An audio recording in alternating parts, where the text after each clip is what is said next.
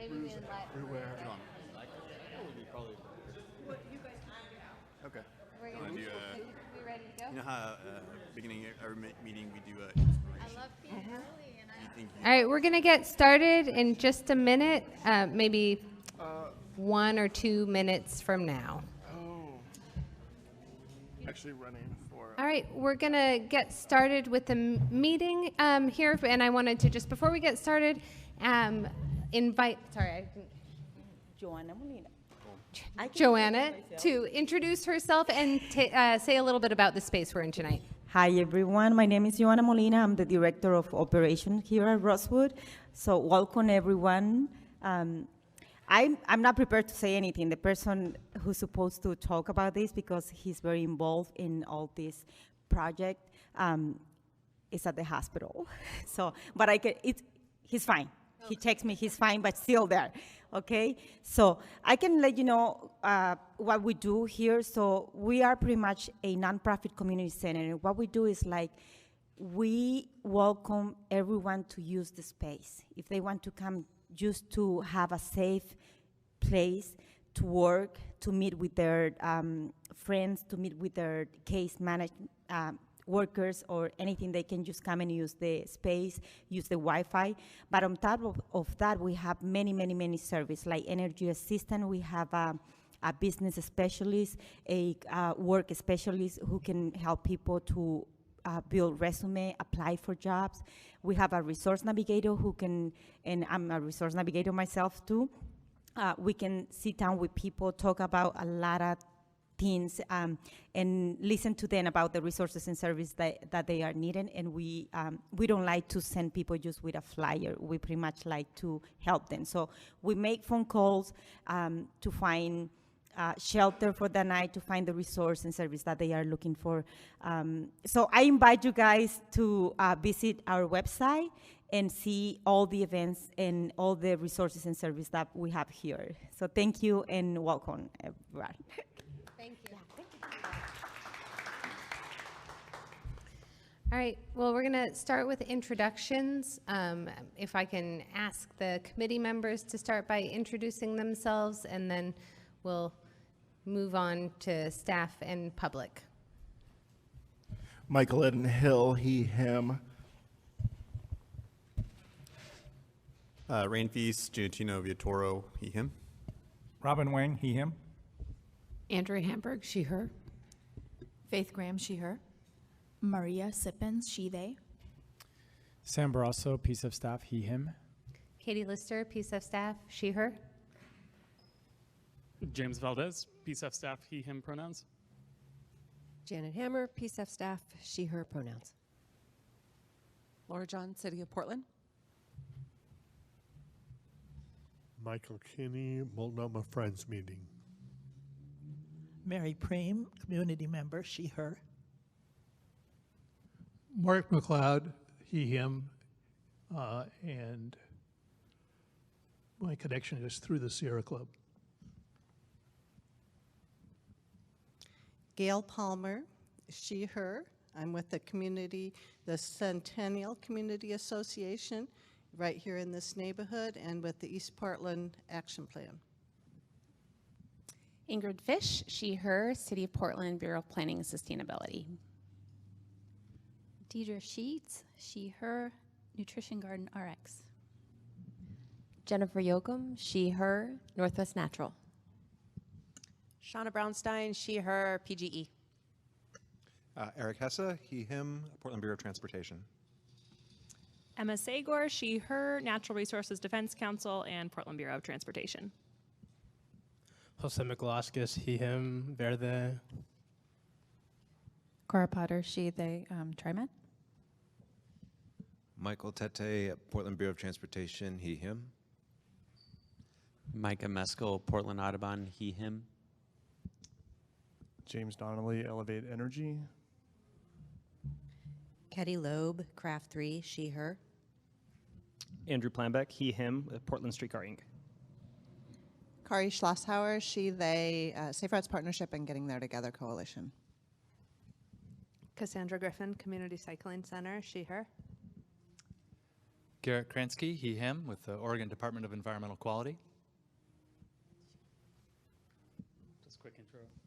Name, organization. Bill Henry with a firm called Jewel.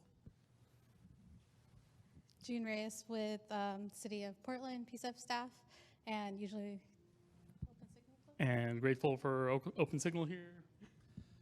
Tony Prado, Open Signal, he, him. Michael Adegueo, Open Signal Production Service, he, him, his. And is there anyone on the phone who would like to introduce yourself?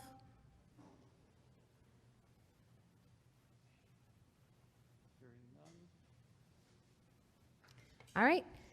Thank you all for indulging us in that.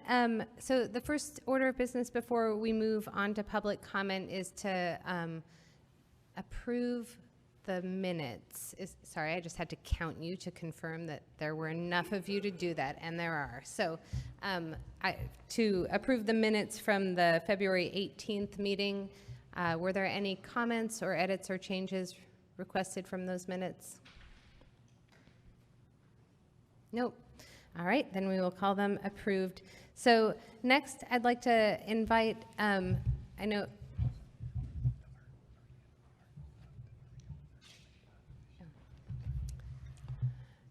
I apologize. We usually start our meetings with a kind of opening inspiration, and Maria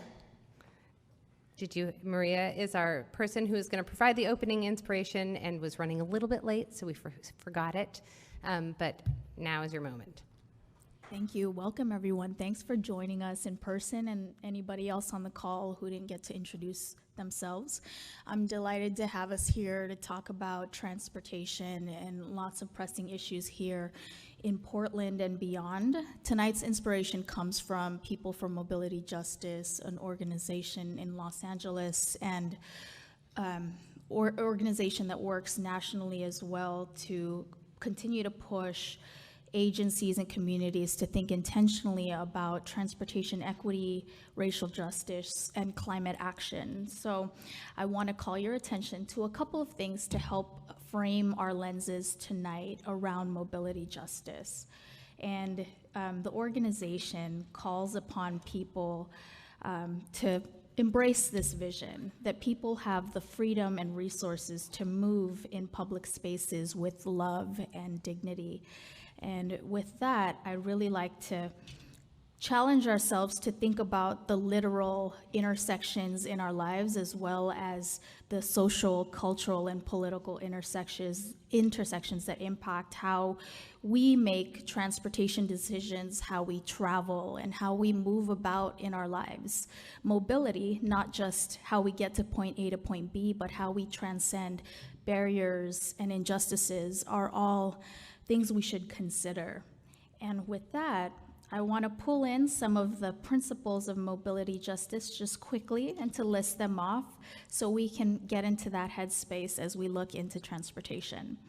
Some of the 5 Ds that are worth recognizing are decolonize, decriminalize, decongest, dignify, and dream. And those are some things I'd like to keep in mind that inform how I operate as a transportation planner. And as I hope we can lead into this work, those are things that we can consider. So thank you for that moment, and we can talk more about this as the evening proceeds. Thanks, Maria. All right, it looks like we have one person signed up for public comment. I'd like to invite Gail to come up here to the microphone and for me to hand these out as well.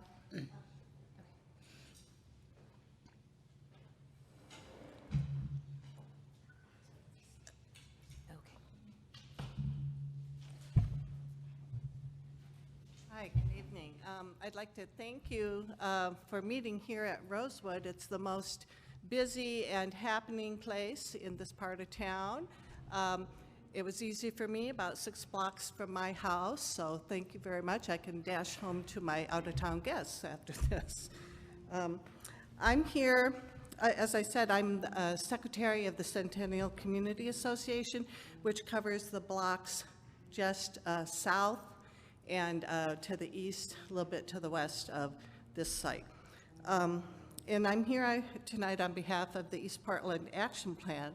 last night at our general monthly meeting, the East Portland Action Plan membership approved through consensus this letter that I'm presenting to you tonight. And there are about 40 or 50 people generally at those meetings, and we invite members of this committee to join us at one of those general meetings, which is always the fourth Wednesday of the month, held at the David Douglas Central School Board offices. So this letter we wanted to present to the Community Benefits Grant Fund Committee. It invites, or it offers the assistance of the membership of East Portland Action Plan to help publicize and advocate for the Portland Clean Energy Community Benefits Fund, and to do our best to invite people to participate and undertake projects that they can propose that will benefit all of East Portland members. It also goes on to talk about the fact that the action plan is a document that was developed 10 years ago by some familiar people that you know in town, Mayor Ted Wheeler, Congressman Jeff Merkley, Commissioner Joanne Hardesty have all been active with the East Portland Action Plan over this last 10 years. So that document is a document that we feel aligns very strongly with the goals of this commission and the purposes and actions that will come from it. So I'm part of the Economic Development Subcommittee of the Action Plan and the Operations Subcommittees, and we have established a priority this beginning for 2021 to monitor and promote projects in East Portland that maximize economic benefits accruing to residents of East Portland from the Portland Clean Energy Fund initiative. And there's some citations in the letter to parts of the plan that align with the goals, and I will be the representative officially to the subcommittee and to the action plan membership and report on your progress. So the primary request in this letter is that you take time to review the action plan as it is in place. It represents the last 10 years of work, and consider giving priority to community development actions that are broadly beneficial to all East Portland residents that are outlined in the action plan. And we would like to, as I said, invite you to come and present at one of the general meetings. So that is my statement tonight, and I look forward to being here at many of the meetings so we can report back progress to our group. Thank you. Thank you. And is this everything in this folder is for us? Yes. Okay. Great. Thank you. Sam, did you want to say a few words? And then we'll invite Laura John to come up. Great. Before I turn this over to Laura John, our City of Portland Tribal Liaison Director, I just want to share a little bit and give some context. And some of this context will be, I want to keep it tight, so it'll be relevant really to the committee, but we'll dig into that a little bit later too. As you know, we're often balancing a lot of tensions to make our institutions, governments, markets, nonprofit sectors work better for everyone. In doing this, it takes a lot of courage to push against those systems, and I want to acknowledge that certainly I missed an opportunity with the first 5 committee members to push and create room for you all to bring an Indigenous perspective on this body. Those tensions we must always balance, and I would say we probably never have the fortitude of having the full picture, but I acknowledge that we're as a team committed to working with you all in this effort. And I don't want to really say much more. I think it's important that I turn this over to Laura John and let you all hear from her directly. So Laura John, thank you for being here with us today.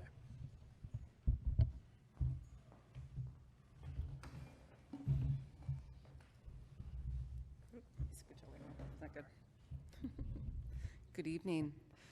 My name is Laura John. I'm the Tribal Relations Director.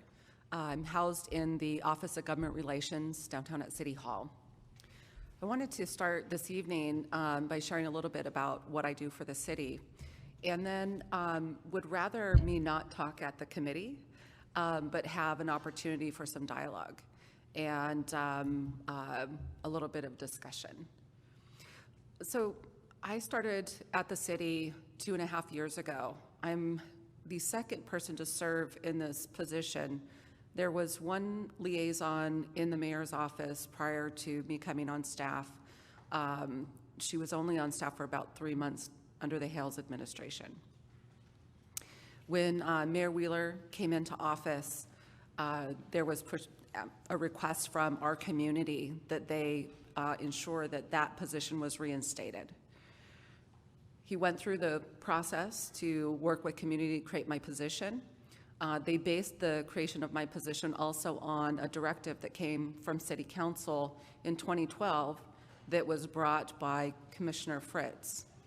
That particular directive said that the city would formalize partnerships with tribal governments and create a process for holding that engagement with tribal governments so that the city will ensure that we are upholding treaty rights of tribes in this region, as well as working beyond that to ensure that Native people are able to continue to practice their cultural lifeways, exercise their treaty rights, and ensure that they have a place here in the city.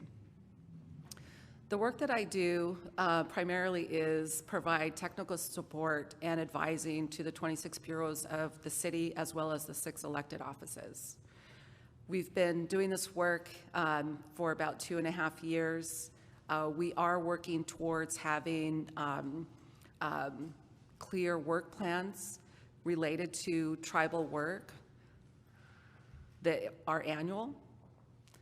So planning and sustainability will potentially have something like that in the future. The work that I do is assist the bureaus in assessing their work to ensure that we are meeting that directive from City Council, as well as helping to coordinate any interactions or engagement that happens between the City of Portland and tribal governments. Another part of the work that I do, aside from internally and then supporting the city's communication, engagement, and partnerships with tribal governments in the region, is also bringing the voice of the Native community here in our city. I'm a Portlander, born and raised. I know community. Community knows me. They know my parents. Some know my grandparents. They know my kids.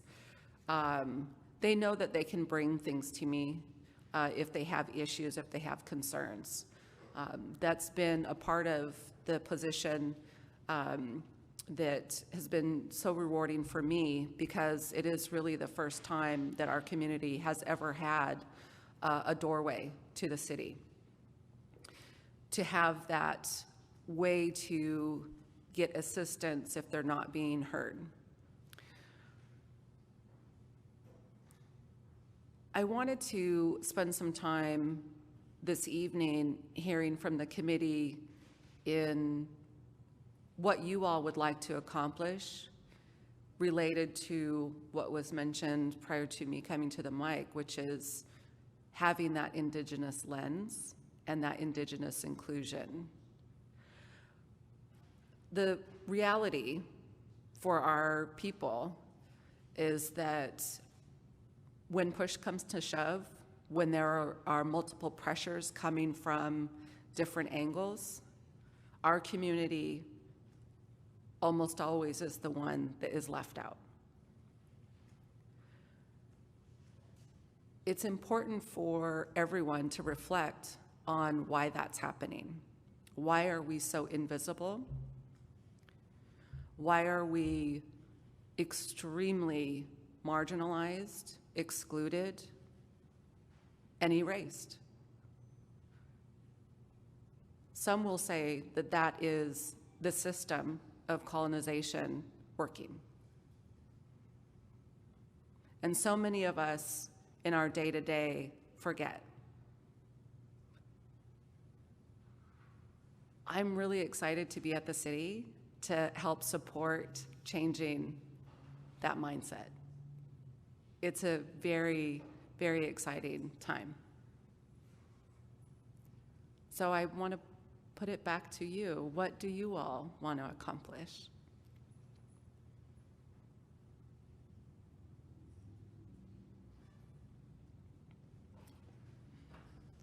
Well, thank you for your testimony and initiating this dialogue. I think it's really, really important. It's definitely been on my mind as we've solidified our committee and understand that there is really no representation. And I think developing a lens, I think, is an important need here in this committee. But I think where I think we need to land is sharing power. And so I think, this is a dialogue, but I would love to find a way where we as a committee, if we have the power to, create an additional seat for having Indigenous representation here, because I think, as you've highlighted in your testimony, I don't think we can continue, recreating harm unless we decide to do something different. And I think creating space seems to be an appropriate remedy here. Michael, and then Maria, and then Paige. Thank you for coming out.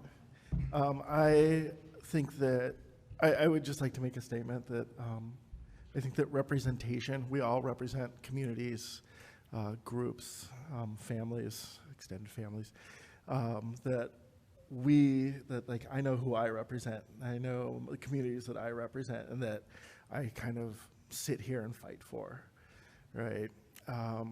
I really worry that because we don't have an Indigenous voice, we don't have that voice every meeting representing, and we may very easily let it slip, right? We may very easily not represent or make that space for Indigenous voices.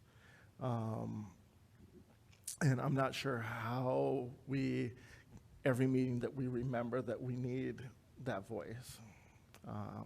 So that's my concern for our committee. And I don't know if you have any suggestions. I don't know. I think there are multiple ways that the PCEF committee can go about doing that.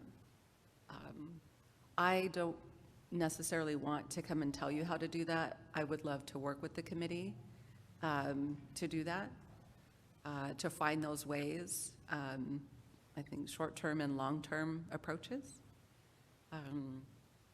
I also want to reflect that when we're inclusive of Native people, we need to be very mindful that that is a political status. It is not a race or ethnic group in the sense that it's defined in our country.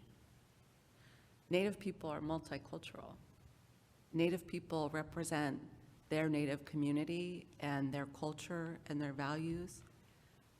Those that are multiracial also represent their African American community, their Asian American community, their white community. And so to keep that in mind, that having a seat for an Indigenous person is really important, and I would really support that happening.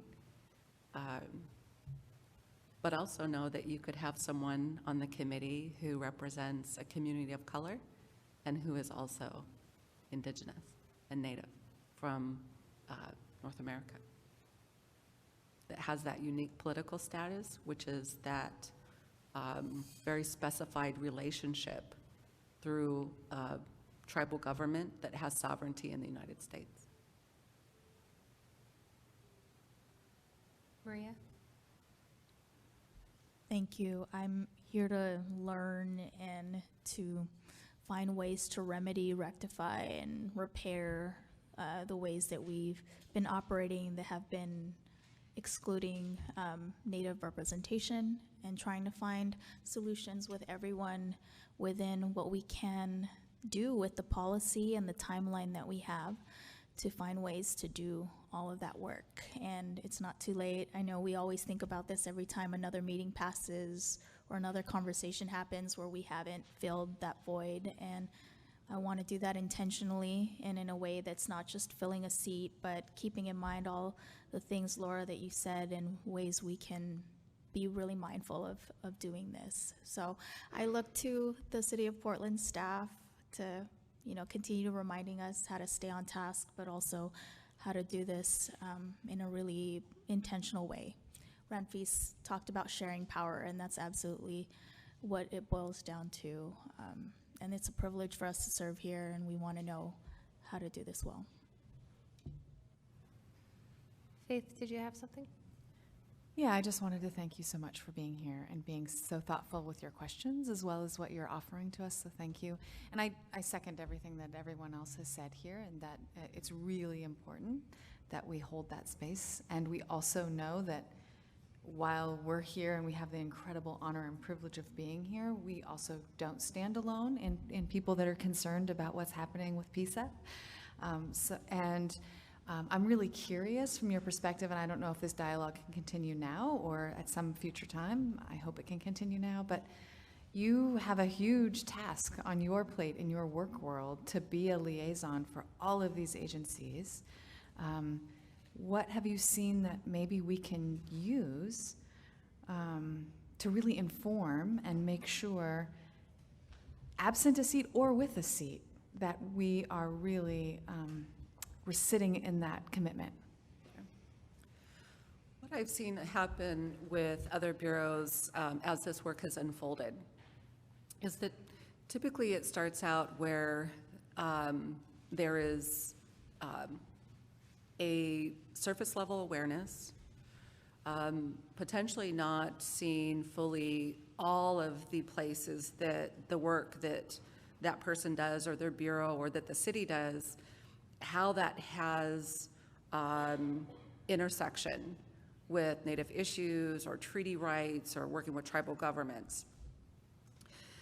The progression to get from that place to a place where there's momentum, there's commitment, it's genuine commitment, is about that gradual but consistent learning, not a one-off. That has been really powerful for folks. Attending trainings if they're available, homework, opportunities to go in as a part of a city delegation to visit a tribe in the region. We've had 2 visits so far. I think one pillar that has been a real game changer is the annual Tribal Nation Summit. We had our second summit this last fall. It was an opportunity where city employees spent a day receiving training, kind of a basics training in tribal governance and sovereignty, with opportunity for some in-depth conversation about particular topics, such as using a land acknowledgement, such as how to do good community engagement, communications training.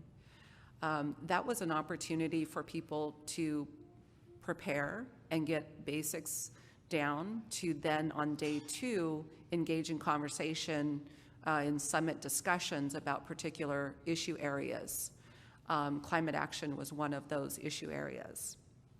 I think that that is an opportunity that should be considered for PCEF committee members to attend. A number of the staff that you see here, can I see a raise of hand, even open signal if there's anyone that was involved in the summit? So we had a number of BPS staff that participated. I would like to extend that invitation to you all for this year's summit, and we'll make sure to get information about that to the staff.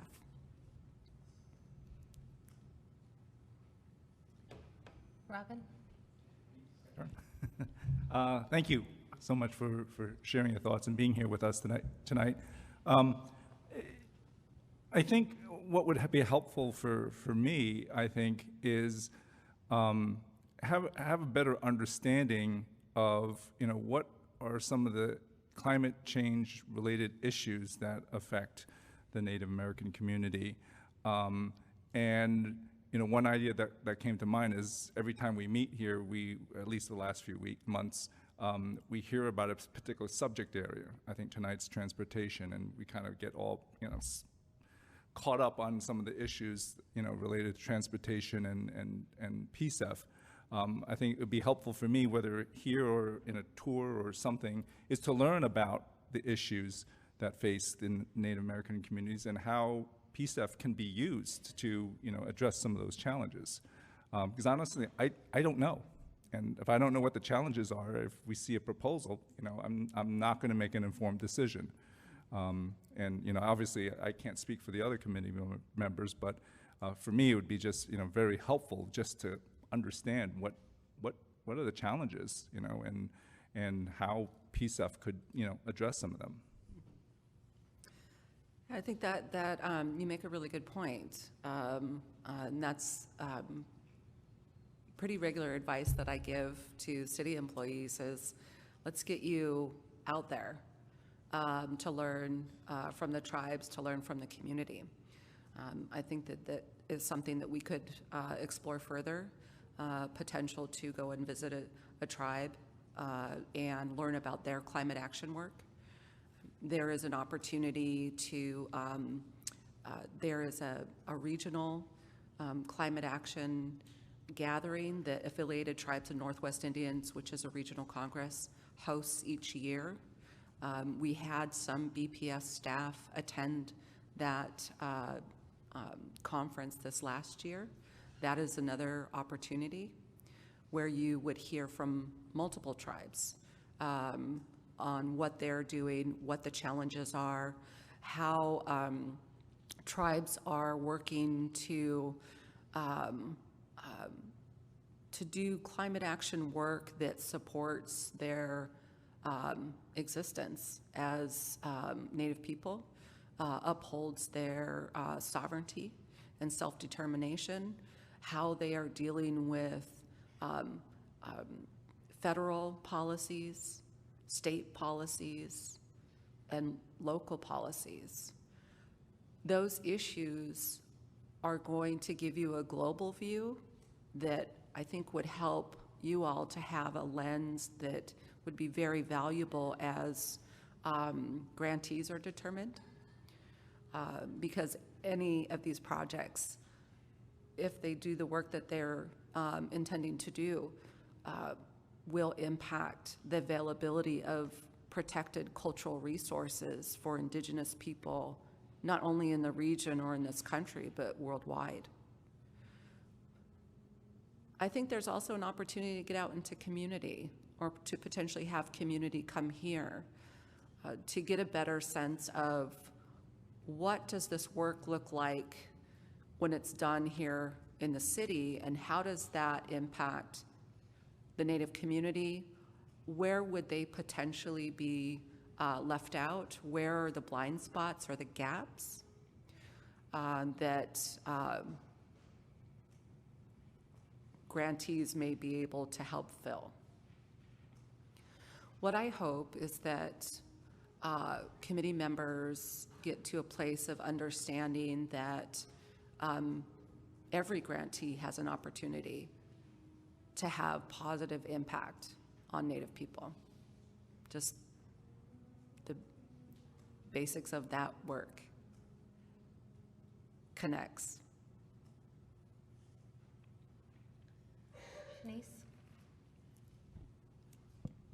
Just want to echo what folks have already shared, and also say thank you for coming to talk with us about what this work has meant for you in the space of invisibility, and I'm trying to be thoughtful as we're navigating the space of needing more learning and insight, that I think there's a balance of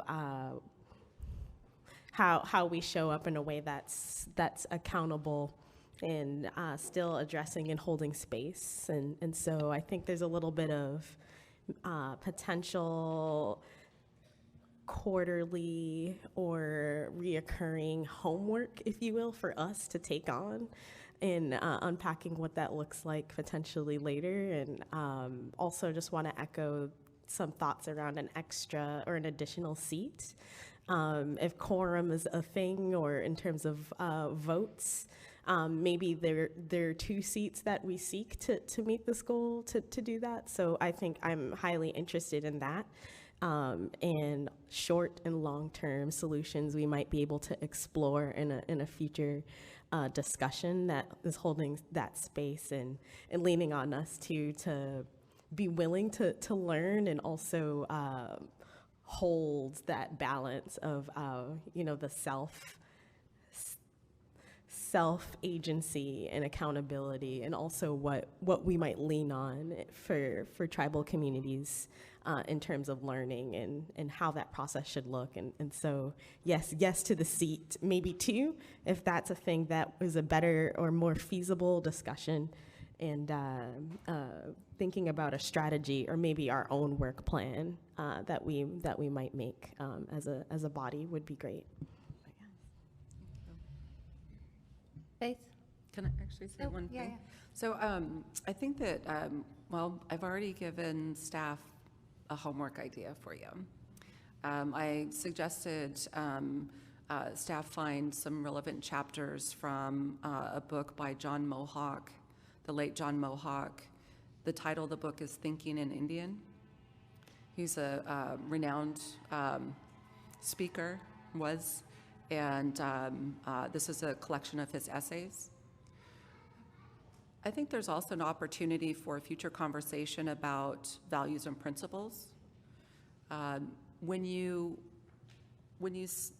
set side by side indigenous values and principles and Western, or I could say colonial, settler colonial values and principles, you can literally put them on a continuum. They are polar opposite in every way possible. I would encourage the consideration of looking at those values and seeing if there is a way that you can center the committee's values and principles through an Indigenous lens. An example value would be time. A settler colonial mindset of time is that it's linear.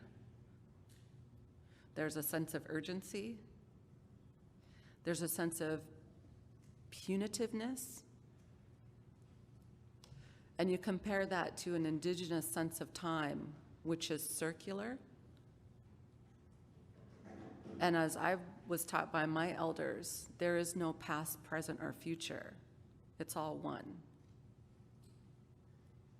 And things need to have time, and they will unfold as they are intended to, if you trust that process.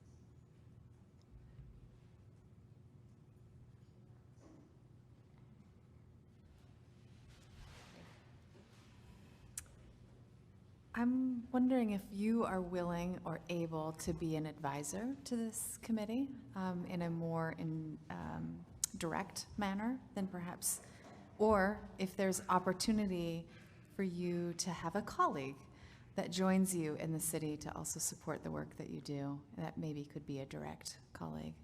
You may not be able to answer that right now, but consider whether or not that's something you could could do for us. And actually, what you just raised is so important to us right now today with our work that we're going to do this afternoon. So if you have a site that we can go to in a break, that would be great. I'm presently a program of one. I look forward to having further conversation with staff around the potential to help advise the committee or to support the staff to advise you. And I think there's also opportunity to identify other advisors that are from our community. Megan? Hi, and thank you, as everyone has said, for being here and speaking with us. My question's about whether you have I'm just curious about outreach about PCEF to the diverse Native American Indigenous communities here, and if you have a sense of the state of that outreach and whether lots of folks are already very aware of PCEF and are ramping up to apply and are listening in on conversations, or have we been do we have a long way to go in ramping up that outreach? And maybe that's a question for staff too, but curious about that. So I am aware that I believe most of the Native specific nonprofits are aware of PCEF. It's not, to my understanding, it is not in the awareness of the majority of our community.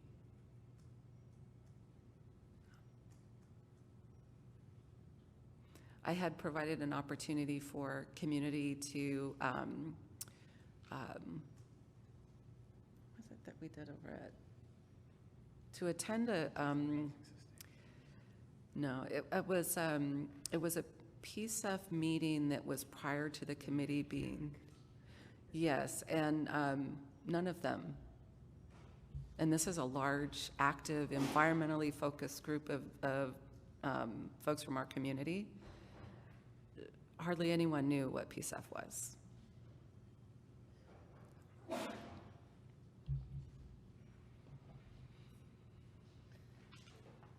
Any other comments or questions before we move on to the next agenda item? Grand Peace?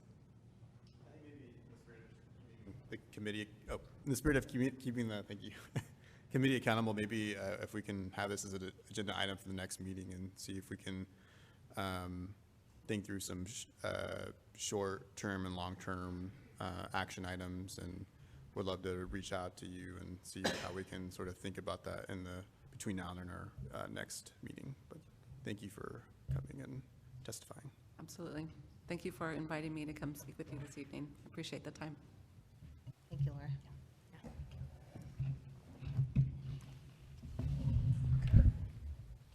All right.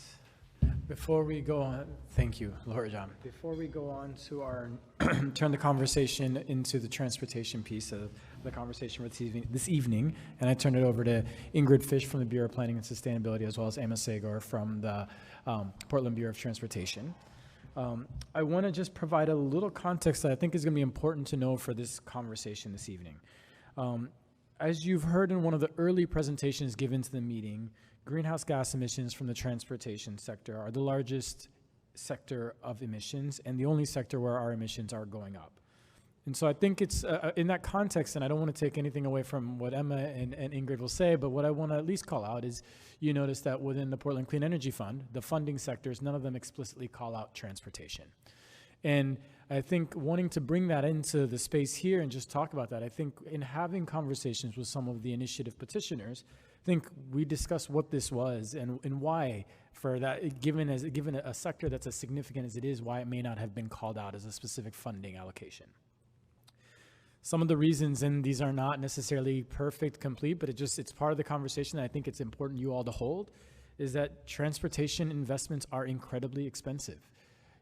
this pool of funds, while 44 to 61 million is incredibly large, there was a sense that they could be eaten up like that with some transportation investment. So just generally, there was a certain sense around that. There was also a sense that in the same way you look at maybe energy efficiency, renewable energy investments, even green infrastructure and sustainable ag investments, those investments can be targeted in place at a specific population. You can target the beneficiaries of those resources. While transportation is an incredible cost to low-income households, communities of color broadly, as well as those that are not able, those are disabled, those investments are often system-wide investments, and there's a challenge with struggling with how to see those system-wide investments and how you could be targeted towards those that we talk about in the goals in this initiative, in this fund. And then lastly, I think there was a sense of uncertainty about the potential for jobs as you think about the other categories. And I think it's an area for robust discussion, but certainly as you think about the other categories, there was at least a sense that those would materialize in new jobs, in green jobs for communities of color and low-income folks. So I don't need to say too much more, but I think that's just some of the context that you need to hold as you think about the conversation today, and I think is important to share. And lastly, it's important to know, but some of the funds generated, and it depends on how detailed you look at the initiative language, but some of the funds generated from the clean energy surcharge are generated off of fossil fuel suppliers. These are our gas stations, probably corporate-owned gas stations, and those specific funds are restricted, and they're restricted by the Highway Trust Fund. It's a thing we can get into, but the Highway Trust Fund, the general gist of it is that it's investments that have to fall within the road right-of-way. Those particular dollars within PCEF, as our revenue division locks hold those numbers, but the general sense that as we try to figure out how much those dollars would be is they said that those were insignificant. Insignificant in the grand scheme of 44 to 61 million, but that doesn't mean insignificant altogether. Within the initiative as well, those funds were specifically called out to be managed by PBOT. So I want to acknowledge those funds exist. They are managed by PBOT, and we are currently in conversation to tease out how we can work together in bringing those decisions and bringing your input to that particular pool of resources. But those were a set-aside pool of resources that were called out in the initiative to be managed by PBOT. And again, while insignificant in the broad pool of the resource, in the broad context of 44 to 61 million, we'll get a better handle on those numbers soon. I don't need to say any more else with that. All right. Thanks, Sam. So we are, you may have noticed, running a little bit behind on the agenda. We talked with Laura John earlier today, and she let us know she had a little bit more time to spend with us, so we have adjusted the schedule. Try and make up as much time as possible, but also want to honor all the other folks who have prepared to be here. With that, I'm going to turn it over to Ingrid and Emma to introduce themselves and talk to you about transportation, and you push down to advance. Okay, great. Well, good evening, everyone. Thank you so much for having Ingrid and I here. We're really grateful for the opportunity and appreciative to spend some time talking about transportation. My name's Emma Sagor. As you heard from my introduction, I wear a couple different hats. I'm technically an employee of the Natural Resources Defense Council, but I'm embedded full-time with the City of Portland and specifically the Bureau of Transportation through the American Cities Climate Challenge, which is a 2-year initiative engaging 25 of America's largest cities in accelerating and augmenting our climate impact. And so very excited to be here speaking with you tonight. And Ingrid, do you want to introduce yourself? Yep. Hi, I'm Ingrid Fish. I work for the Bureau of Planning and Sustainability. The work that I do is kind of looking at the future of the transportation system through both an equity and climate lens. So I work very closely with the Transportation Bureau, but I'm based in planning and sustainability.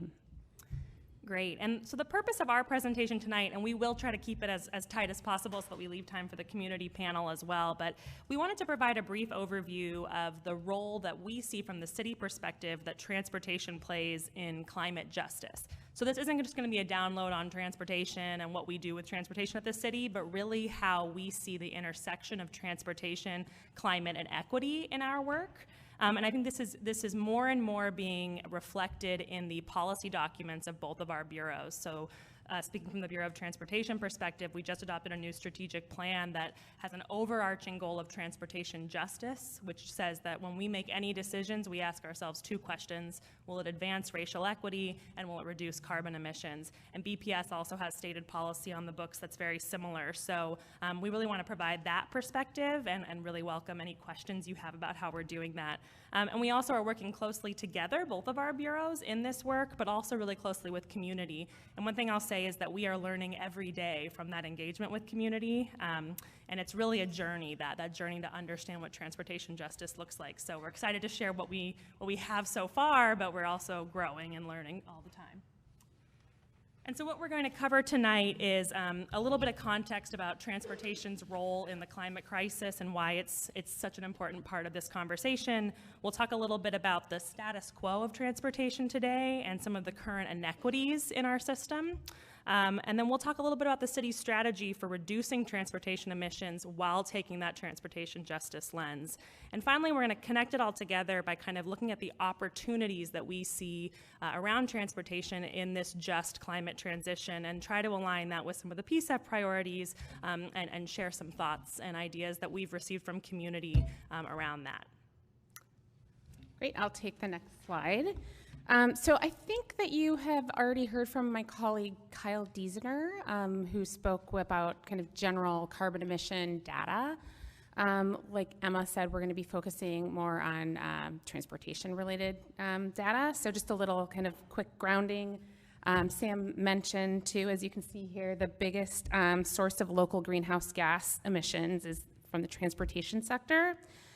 And local emissions have increased significantly since 2013 and accounts for, back in 2013, it only accounted for 38%. Now we're at 42%. Most of this comes from light-duty vehicles powered by gas, and they're the biggest contributor, and it's about 55%. So next slide. So this is the good news slide. Overall, our carbon emissions are trending down. So if you look at all the carbon emissions together, trending down. And in comparison to the rest of the country, our local carbon emissions are actually, we're doing much better and going down. But if you look at this slide, you can see that we started some kind of plateauing in our progress since 2012. So we're headed in the wrong direction in the transportation sector. We have basically, emissions have increased over the past 5 years. We're currently at about 8% over our 1990 levels and 14% over their lowest, when we were at the lowest level, which was 2012.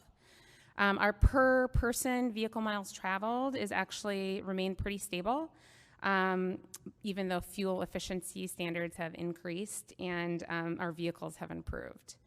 So what's causing the rise in transportation? Mostly the biggest factor is an increased number of vehicle trips as the population grows. So more people are coming to Portland and moving around our city. In addition to that, a low cost of fuel, increased construction, and other economic activity. These are all kind of factors that cause our emissions from the transportation sector. And so that's kind of the climate look at transportation, kind of taking the equity lens. Our current system, the status quo, is quite inequitable.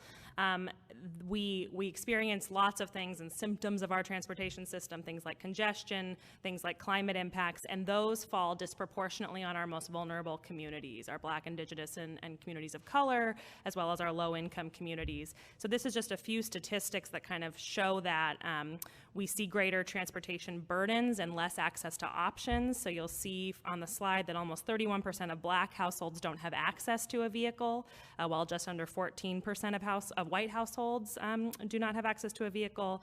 And that then also correlates with higher rates of transit ridership among our communities of color. And what you can see from this graph up here too is that then the commute times for communities of color are longer than white commuters. And recent research is showing that commute time is one of the biggest correlations with poverty in our society. And so this really becomes an equity issue. And I will say that these problems are exacerbated as displacement gets worse. So as gentrification and rising affordability costs push people further out, these options become fewer and fewer, which just exacerbates these inequities in our system. The way that our transportation system is funded is also inequitable and currently regressive. Transportation is a really high household cost. It's often the second highest household cost behind housing. And the current way that we fund that system through gas taxes and vehicle registration fees are flat, and so they have a disproportionate impact on those of us who have lower incomes. And then finally, and kind of bringing this back to the climate perspective, the climate impacts and climate and safety impacts that we see from our transportation system fall most heavily on our most vulnerable communities. So things like air pollution, which Ingrid's going to talk about in a second. But then, as you'll kind of see up there, that's a graph that's from our Vision Zero team that shows as displacement pushes our most vulnerable communities further and further out, they're in areas with less safety infrastructure, less improved transportation infrastructure. And the other thing to touch on this slide is that the history of how our transportation system has been developed has also been on the backs of communities of color. So that's a picture of the construction of I-5 through the historically Black Albina neighborhood. So there's a legacy here of inequities and of disruption. So pictured here is a map of nitrogen dioxide, or NO2 concentration, across Portland. And transportation is a major source of NO2. NO2 is harmful to health and can cause inflammation in the lungs, chest pain, coughing, reduce immunity to lung infections. It can also lead to exacerbated chronic respiratory and cardiovascular impacts. NO2 exposure concentrations are highest near freeways and major roadway corridors, where vulnerable communities are more likely to live, work, and play. So think about schools, daycares, churches, services that low-income people and people of color frequent. Breathing in this air pollution also occurs while traveling through these polluted transportation corridors. Being on a bus or in a car doesn't protect us from exposure to pollution. So communities that are displaced due to rising housing costs and more have longer commute times between places to live and places to work, and they also have an increased exposure to air pollution. So this uneven pollution landscape means low-income people and communities of color are disproportionately exposed to transportation-related pollution. Travel time and commute times relate to health, prosperity, and quality of life. People who spend less time commuting are exposed to less air pollution and are able to spend more time productively, such as for earning money and spending time with family. Next slide. So we're facing the music, and we know that we cannot wait to tackle the climate crisis. Our goals must be ambitious. We must reduce more emissions and do so quickly. The City of Portland has now committed to net zero. We've signed on to the Paris Climate Accord agreement, so we need to get to net zero by 2050. Our strategy is a three-pronged strategy. The first is really creating more affordable, walkable, connected, and complete neighborhoods, so that people don't need to travel as far, and our energy needs are reduced because of that, and a lot of this can be achieved through land use strategies. Our second strategy is really drastically reducing the number of motor vehicle trips. We need to cut it in half by 2030. And creating policies and making investments that support walking, biking, and taking public transit before single occupancy vehicle use. So you see this triangle up here, which is our people movement hierarchy, and it's a guide for us to make investments in policy decisions. And the third prong is really needing to focus on the cars that remain on the road and fuel switching for those cars. So switching to lower carbon fuels for those vehicles, like electricity, renewable natural gas, renewable biodiesel. Next slide. So most cities are not on track to meet their climate goals. We've completed many of the low-hanging fruit actions. And we're really noticing that we need to move to more difficult things and start kind of doing things differently. Due to generations of institutional racism, our investments in transportation and climate-friendly projects have benefited high-income Portlanders. This is ironic because low-income communities and people of color tend to be the most highly impacted by climate change. So city staff are, like I said before, are working to encourage people to walk, bike, and take public transit. These things are much easier to do when you live inside the inner neighborhoods that are closer to the central city.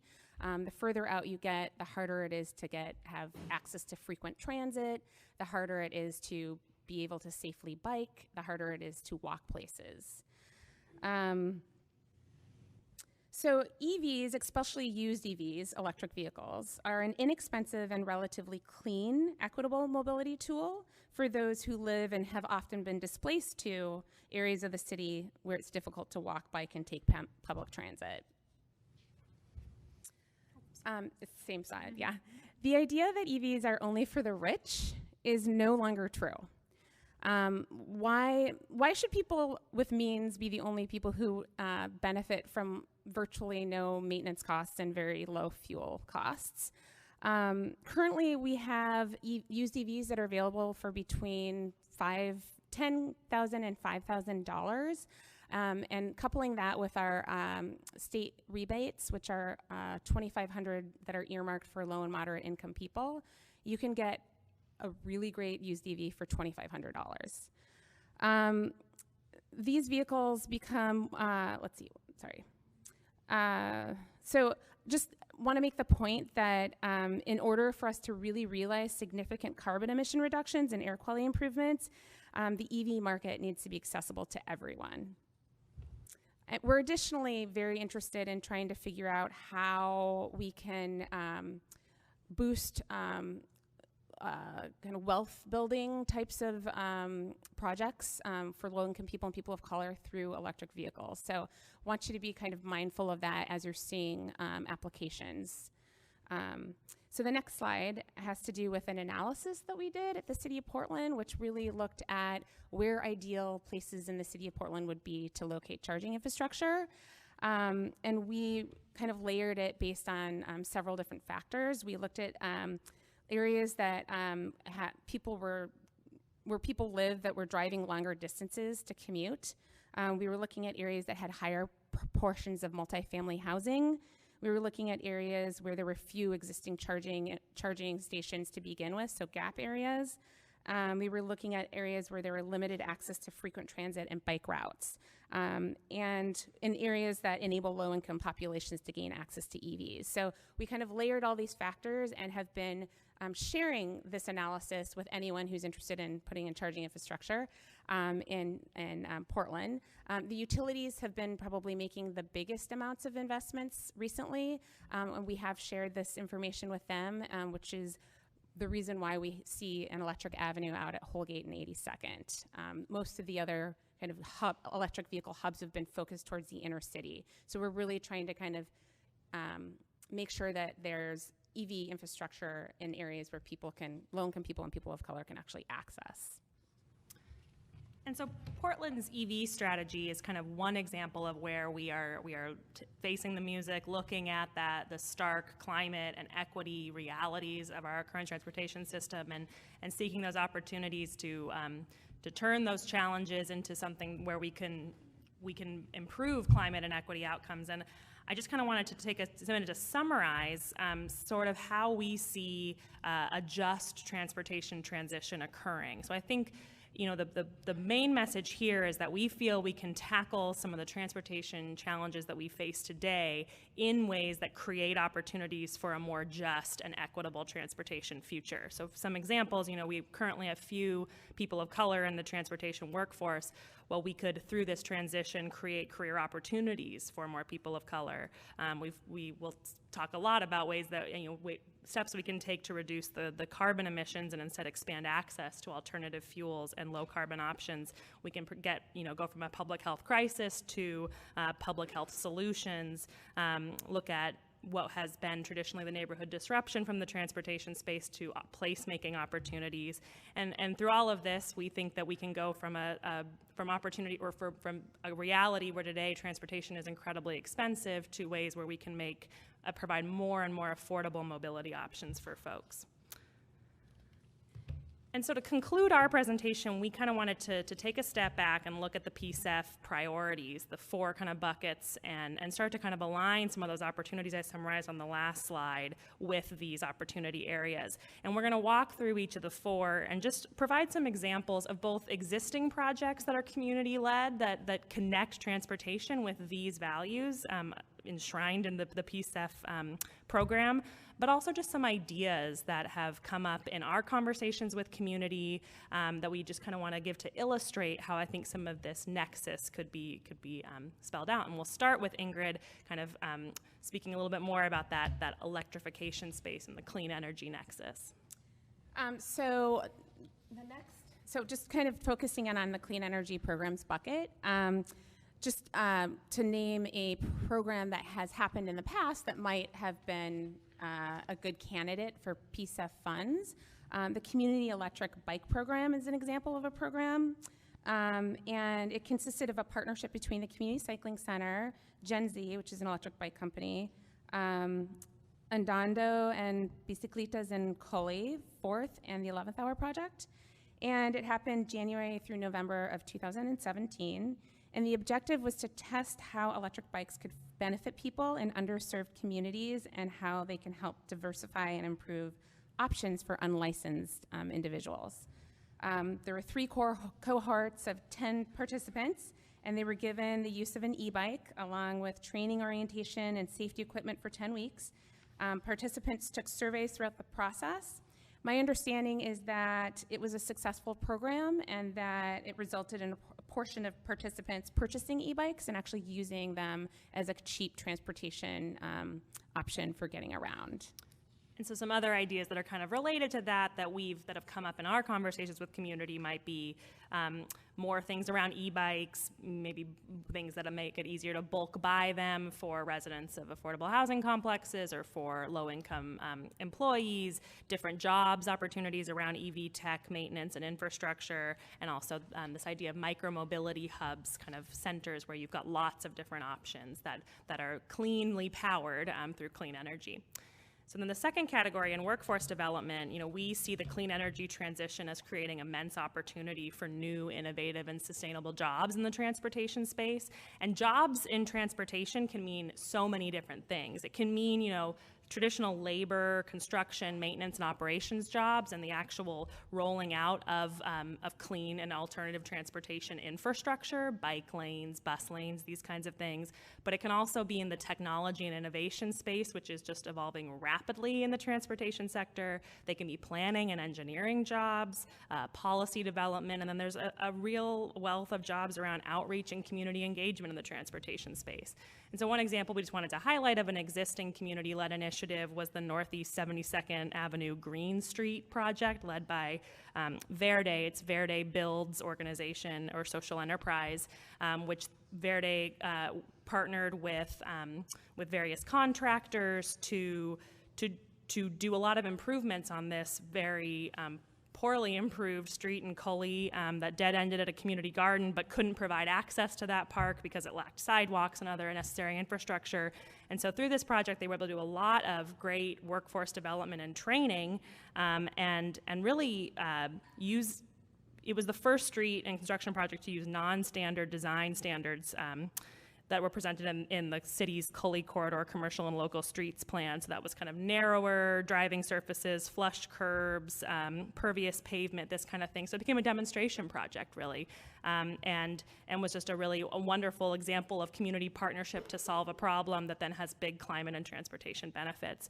And we see, you know, the opportunities really as endless in the nexus of workforce development and transportation. And what we've heard a desire from our community partners is just more of those programs that are pathways to careers in these spaces, whether that be like pre-apprenticeship programs in the kind of more traditional labor sense, or other kinds of training programs that expose people from communities of color and low-income communities to these job opportunities and provide really good career opportunities. And then on the kind of less training side, we know there's just endless opportunities for business creation and entrepreneurship to fill some gaps. We had a car share program that went away a few months ago. So right now we have no car share provider, for example, in Portland, and that was meeting the needs for a lot of folks, and particularly folks who potentially have been displaced but don't have access to their own car. So there's these opportunities around that, around microtransit. Sustainable freight and food delivery is a big one. We know that that's creating a lot of emissions, the new Uber Eats world we live in. There's just a lot of, I think, opportunities for innovation and entrepreneurship. One example I wanted to mention that it has happened in Huron, California. There's an organization called Green Ratitos, and it's a Latino-owned EV car share there was a transportation gap. It's a rural area, and they were able to form their own business, and they formed an EV car share, Latino-owned, supported by EVgo. And it's been really successful and has provided jobs for people. So that's just another example. Thanks. And then on the green infrastructure side, you know, we definitely see a nexus between sustainable agriculture, stormwater, landscaping, and transportation. Greenery and trees alongside transportation infrastructure is crucial for better health, for carbon sequestration, and it helps make the transportation infrastructure more inviting and attractive, which makes people more likely to use it. So pictured here is an example of a project from Verde Landscape around the Tillicum Bridge for stormwater and landscaping. And so we just think that and we've heard from community, there's a lot of opportunity around tying transportation infrastructure and green infrastructure together, kind of ideas about green up the greenways. We have this network of greenways in our city that aren't really all that green. And I would say that the city, when we do transportation projects, often don't have the ability to put in green infrastructure because of the kind of ongoing maintenance needs and costs around that, but it's not because we don't see the value in it. We absolutely see the value in it, and there are groups like Verde Landscape that I think are creating, there's so much overlap here too between this and workforce development, sequestration, and a variety of the other values and goals of PCEF. And then the last space, innovation, you could truly talk probably about anything for hours here, but we just see a lot of opportunities for innovative thinking. And you know, I started the presentation saying about how much we're learning from community. There's ideas that we couldn't even dream up over at PBOT that our community can. One example of kind of an innovative project that I think touches on our climate action plan goals and the overall goals of PCEF, but probably falls in an innovation category, is the Transportation Wallet program that we have been piloting at PBOT in partnership with 7 community organizations that you can see up there on the screen. So this was a pilot run last summer where we provided 500 free transportation wallets to residents of affordable housing complexes. And what that means is you get a card of credit. It was $308, and that number was picked because that's the annual TriMet low-income pass value. But at these transportation fairs that would be run co-led by PBOT staff and affordable housing complex staff, residents would have the opportunity to sign up for basically what they needed to meet their mobility needs. So they could just go right over to TriMet and buy that transit pass. They could also use it for some bike town credit, for e-scooters, for Lyft and Uber, TNCs, for Car2Go before there was no Car2Go. It really was kind of an option. It opened up a lot of options. And this was just a really wonderful, rich partnership between a government agency and these nonprofits. And, you know, and then with other partners there as well, the private sector companies that provide some of those options, our transit agency. And this model, we've just seen a lot of interest in maybe potential spin-offs of it and more community-owned versions of this same idea. Maybe things around kind of small businesses, a small business wallet. So really the opportunities are endless. And so we've got a couple other suggestions up there that don't really fall into the other categories. One we wanted to talk about was the linking of these energy retrofits that are happening to buildings or that may be proposed to happen to buildings, and while doing that, also doing things to make those buildings EV ready or EV compatible, so that there's kind of a transportation and building energy co-benefit. Lots of interest in our world in youth-focused programs. We have strong partnerships with the SUN Community Schools, which is Schools Uniting Neighborhoods, and they bring together a variety of service providers to meet the needs of families. We know that there is interest from SUN in transportation services they can provide. And then just more broadly, we know that to avoid some of those inequities and repair past harms, we need to do a much, much, much better job in the transportation space of deep, thorough community engagement.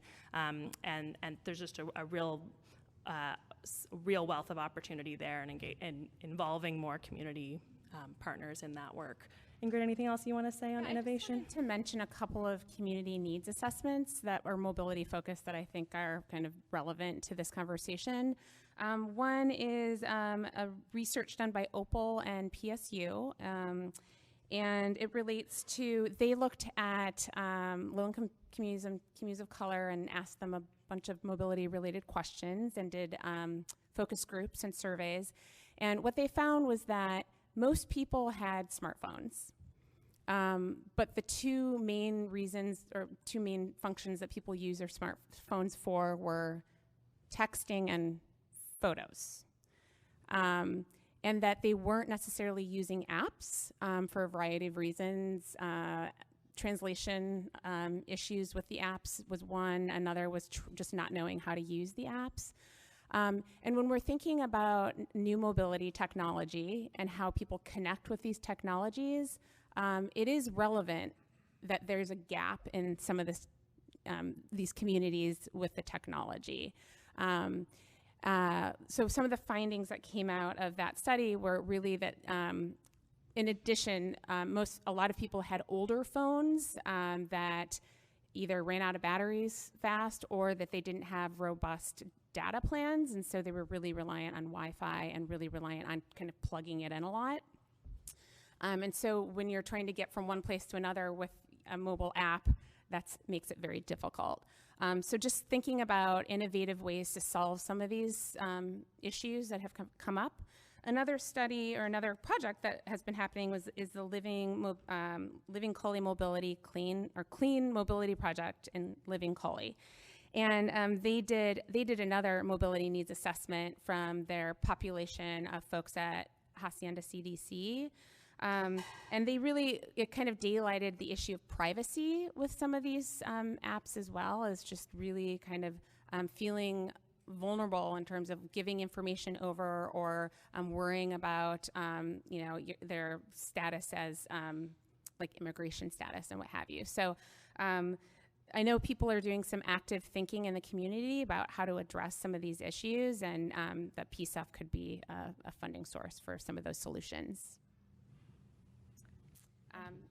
That's really the conclusion of our presentation. We are welcome to answer any questions you have about what we presented, and also kind of what role PBOT and BPS could play in supporting community-led transportation solutions through PCEF. And once again, thanks so much for your time.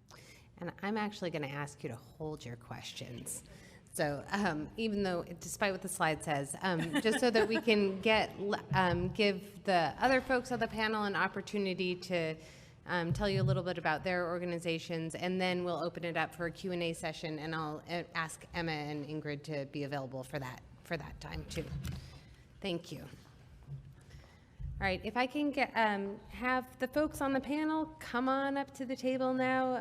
Garrett Krensky with the Department of Environmental Quality, Cassandra Griffin with Community Cycling Center, and Huey Ong with the Opal Environmental Justice.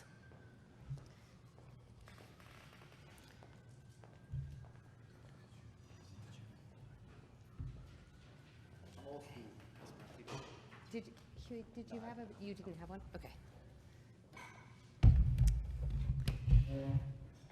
Okay, well, we're going to start with Community Cycling Center, just because this is the order that I put the PDFs together. Great. And then move to Derek, and then we will end with Huey. All right. Can we move that so I can see it, or should I open mine so I can see it? Because I didn't bring a paper copy. Oh, look at that. Okay, that's a great tip, and let's see if that works. Yeah. Okay, That's hilarious. Push down to advance. That's true. Push down to advance. Okay. Is that Hi. We'll see. Okay. We'll see. Yeah, but I spent some time with it. Hi, Cassandra Community Cycling Center. Thank you guys. Thank you all for your service, and thank you for having me. And I want to say two things. Thing number one is that this is my second to last day on the job. My wife is due to have a baby at any moment. Forgive me for having my cell phone here. But I really wanted to take the opportunity to come talk to you. So I have a colleague taking over for me. That is Johnny Ling. He will be the next executive director of the Community Cycling Center. He's great. I'm also honored to have the last executive director of the Cycling Center here in the audience, Michael Tete, now at PBOT. Spent about 3 years in this role before my 3 years in it. So he remains a resource to you to talk about this organization and what it brings to the community. So the Community Cycling Center is a 25-year-old transportation justice organization that works to broaden access to bicycling and its benefits. We talk about seeing bicycles as a vehicle for social change and a tool for justice. What's your vision? Yeah, vision, you guys can read that. I'm going to try, I have a lot of words that I want to get through, so there was a version of this in your materials. I had some errors in it. This is an updated version that will be shared out, but I can't read everything up there, so it's great if I just literally can't. The organization is 25 years old. Our budget is about $2 million a year. About 1 million of that is the bike shop, and 1 million is everything else.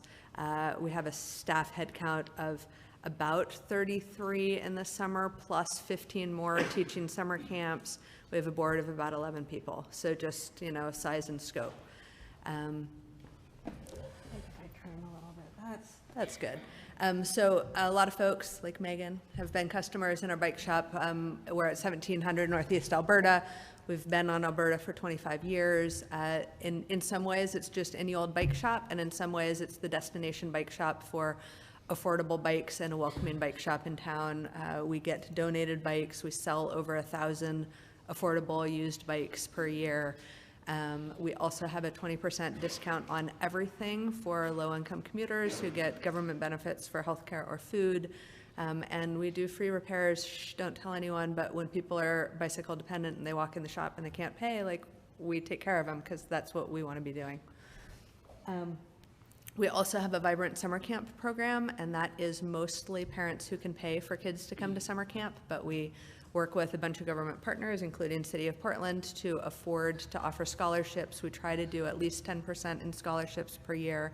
That varies per year. Some of that is kids in the mixed income camps, and some of it is what we call community camps, which is all scholarship groups through social service partners, often operating out of that location. So in their neighborhood with their friends, other kids that they know. And we're getting 700 kids per year, learning how to ride safely on city streets. So in terms of teaching generations of cyclists, that's a really big deal. Holiday Bike Drive is one of our best known programs. We give away hundreds of bikes every year to kids from families who can't afford them. In December of this past year, we did 417.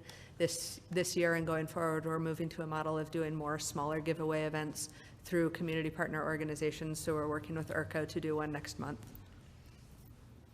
In 2010, my predecessors and Michael's predecessors had the good idea to be more responsive to the community, and so they worked with a couple housing providers to reach out and say, how can we be responsive to your needs? We have bikes, we know about bikes, how can this help you?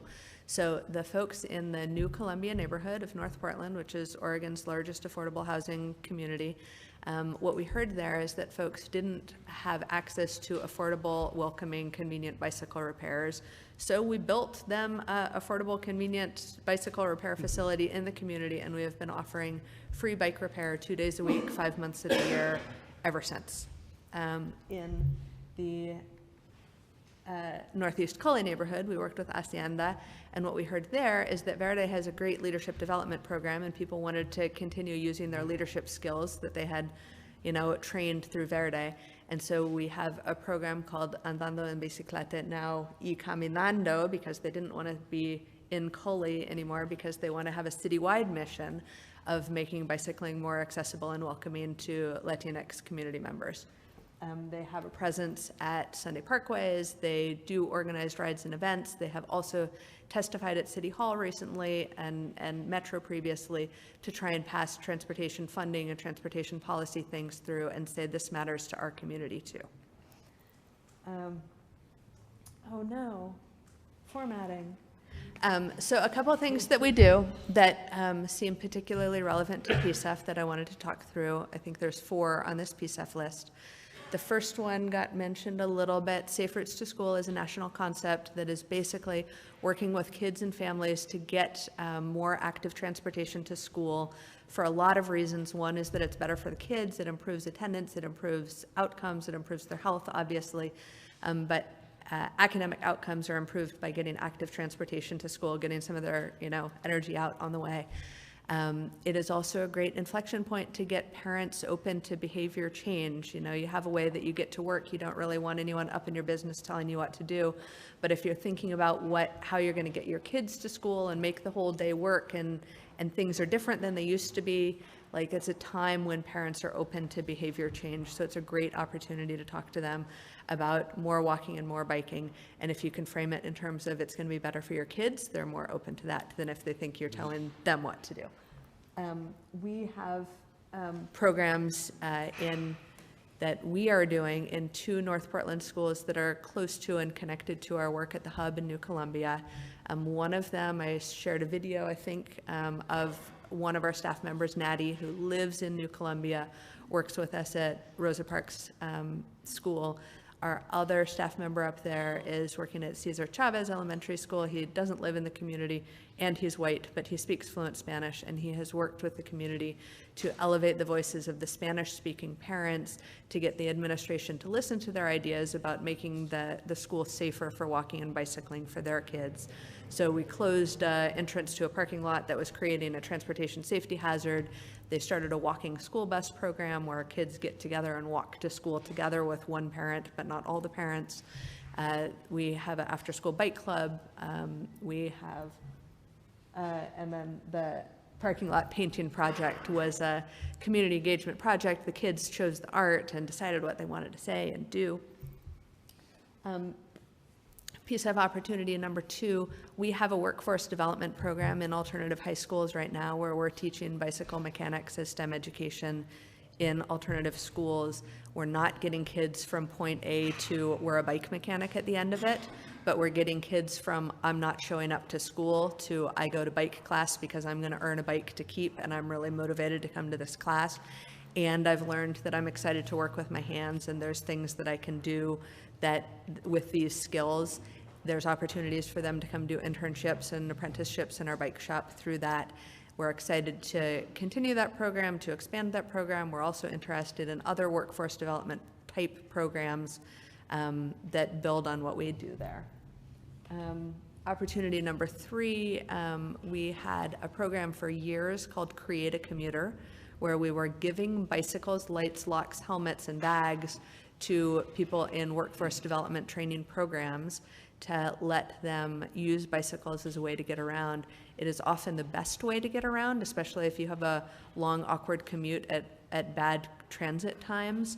So bicycles can help people get where they need to go in a way that is actually better than the bus can offer. We also had a program in the past few years working with the new bike share system and PBOT and other partners to create a low-income access program for the bike share and to teach people about it, like, hey, you know, it only costs $3 a month and this is how to use it.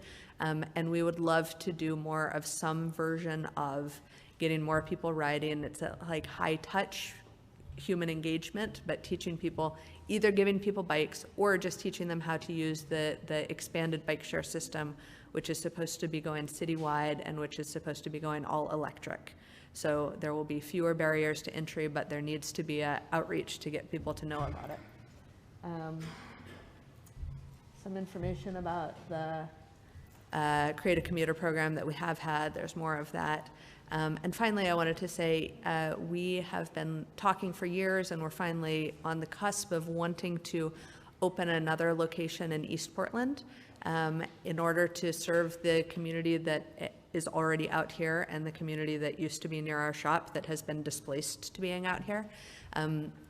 Rosewood actually has a small bike shop in partnership with another nonprofit organization called PAIR right back here, but aside from that, there's not a lot of bike services and programs in this neighborhood in East Portland broadly, and we would like to offer more of that, and so that is an opportunity for PCEF to work with us to figure out who, what, when, where, and what is it. Like, are we charging market rate, or are we able to offer low-cost services to get people onto bikes, get bikes out of garages and moving again. Okay, I'm almost done. I had 4 comments, concerns, questions that I wanted to raise. The first is that my organization is financially so tight.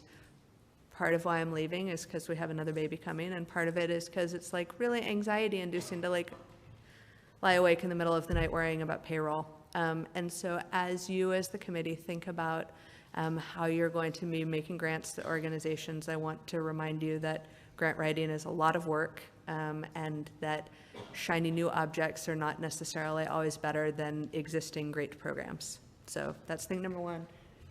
Thing number 2, I'm thrilled to have you talking about transportation in general, and I have been worried that you might end up on a e-bikes are clean energy, but old-fashioned bikes don't quite fit. And I just want to say, like, bikes powered by garbanzo beans are even cleaner than bikes powered by hydroelectricity. So I wanted to say that human contact is slow but really effective at behavior change. And so as you think about what you're going to fund and how you're going to fund it, you know, make sure that hopefully for this, but just in general, like, put enough money into the staff that will actually go out and talk to people and say, like, oh, you haven't ridden a bike in 20 years. Like, want to ride around the block with me? Like, I'm available for that for you, because that is what makes behavior change happen.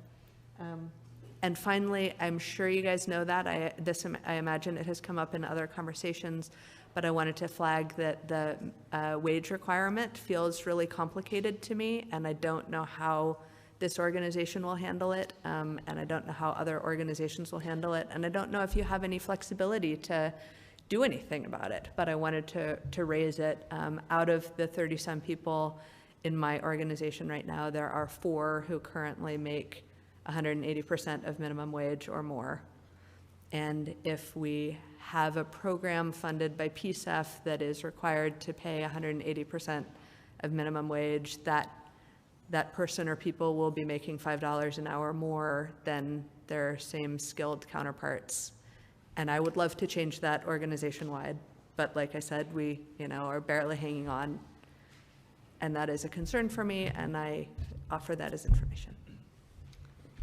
Thank you, Cassandra. If you would just stay here, and Garrick, if you could move through. Yeah. And here, so push down to advance, and Sam, you have the job now of just, you know, awkwardly pushing the time on your phone when Garrick gets near 10 minutes. Am I going Right. backwards or am I going forwards? I can't tell. That is, now you're going Pressing the right down. way. That's Okay, you. there it is. Great. My name is Garrick Kransky. I'm here with the Oregon Department of Environmental Quality. Pretty honored to be sitting here with some colleagues that I've been working with over the last 10 years as a transportation advocate. So a lot of familiar faces in the room, a lot of good work happening here. But I'm here today because diesel pollution is bad for our health. And exposure to diesel engine exhaust causes cancer, and it increases the risk of heart attack, stroke, cardiovascular disease. It exacerbates asthma and can lead to low birth weights and preterm births.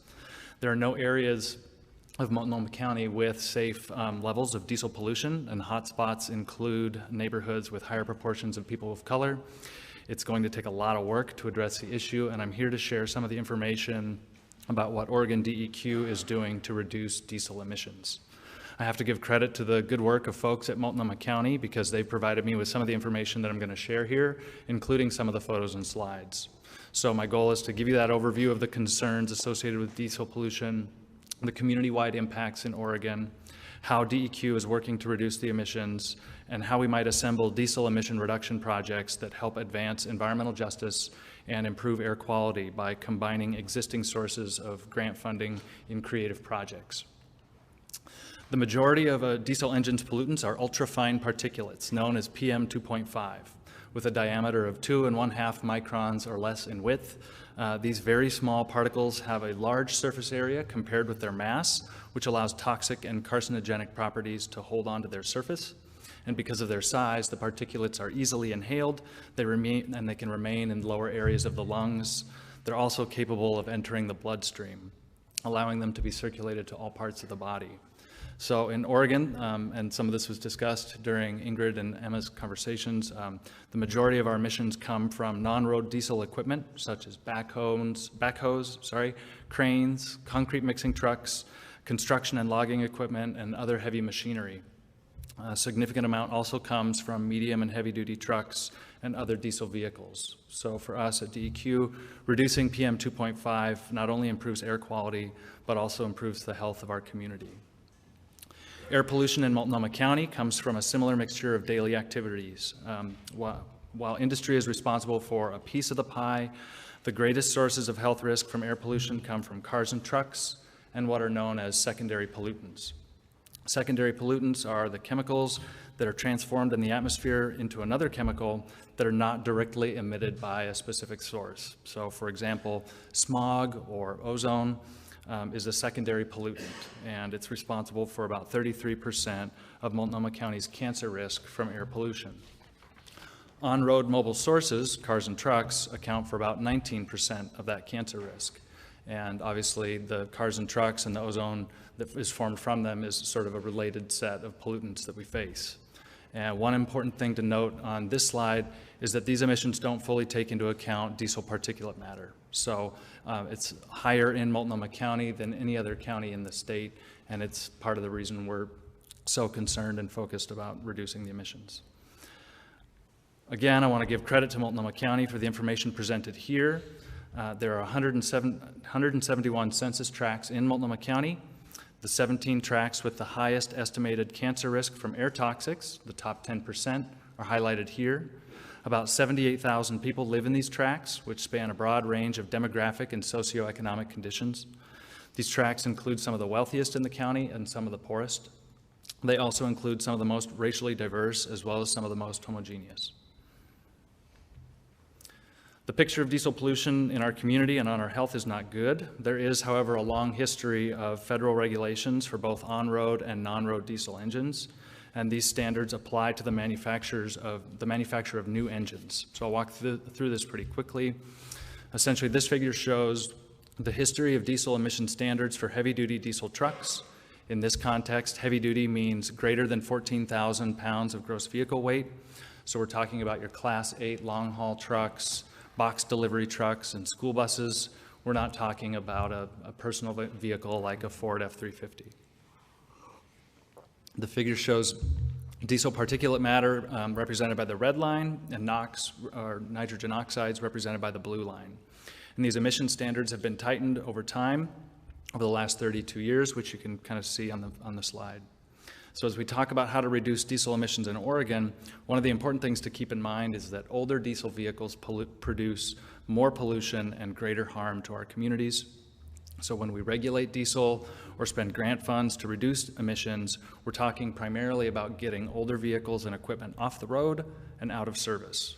Our goal is to promote the newer, cleaner burning or zero emissions options instead, which leads us to the Volkswagen settlement. Since 2009, the Volkswagen Group of America sold diesel passenger cars in the United States with emissions control defeat devices that violated federal emission standards. Software that was installed in 590,000 of those vehicles resulted in emissions of nitrogen oxides up to 40 times above the allowable limits. The resulting lawsuits against that scandal essentially were resolved in a partial consent decree against Volkswagen on behalf of the United States government and vehicle owners. The decree requires that Volkswagen provide more than $2.9 billion to an environmental mitigation fund to mitigate the previous and current excess nitrogen oxide emissions. And the initial allocation to the state of Oregon, based on our registration share of Volkswagen diesels, was $72.9 million to be spent over 10 years. So DEQ is required to retrofit or replace at least 450 school buses across the state with our first tranche of funding at a total expected cost of $18 to $22 million. Oregon will have approximately $40 million remaining out of the diesel settlement fund after administrative costs and the completion of our school bus project. So some of the key points regarding the use of Oregon's VW funds: these funds allow us to upgrade older, dirty diesel equipment to newer, cleaner burning and alternative fuel technologies to mitigate the impacts and the health outcomes. All vehicles and equipment must be eligible under the VW settlement, and they are summarized here on this slide. So these are the kinds of projects that we expect to see as a part of our work. And the diesel engines and vehicles must be scrapped and destroyed to qualify for replacement. Essentially, that's how we quantify success in the program, is we destroy an existing engine and a vehicle. And we can also fund exhaust control technologies to keep older equipment running longer and cleaner, so putting scrubbers on tailpipes. And Oregon must use all of the VW funds by October of 2027, or will be forced to return any unused dollars. So again, our priority with this is to get the older equipment off the road. In 2019, the Oregon legislature passed House Bill 2007, which gives Oregon DEQ direction to create a grant program that will spend the remaining funds. We're going to be establishing the new program over the next 6 to 8 months, essentially, establishing project selection criteria and other requirements from the statute. The bill also regulates the use of diesel engines in the Portland metro area and sets up a process for clean diesel contracting standards among state agencies. It's also noteworthy that the City of Portland, Multnomah County, Metro Regional Government, the Port of Portland, and Washington County are all moving forward on their own clean diesel contracting standards. And I don't have details about that with me tonight, but I'm sure it'll come up in future conversations.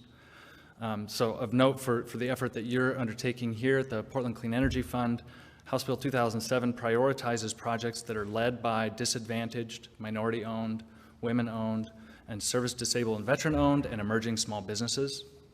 And it also includes a regional focus in Washington, Multnomah, and Clackamas counties in 2 specific ways.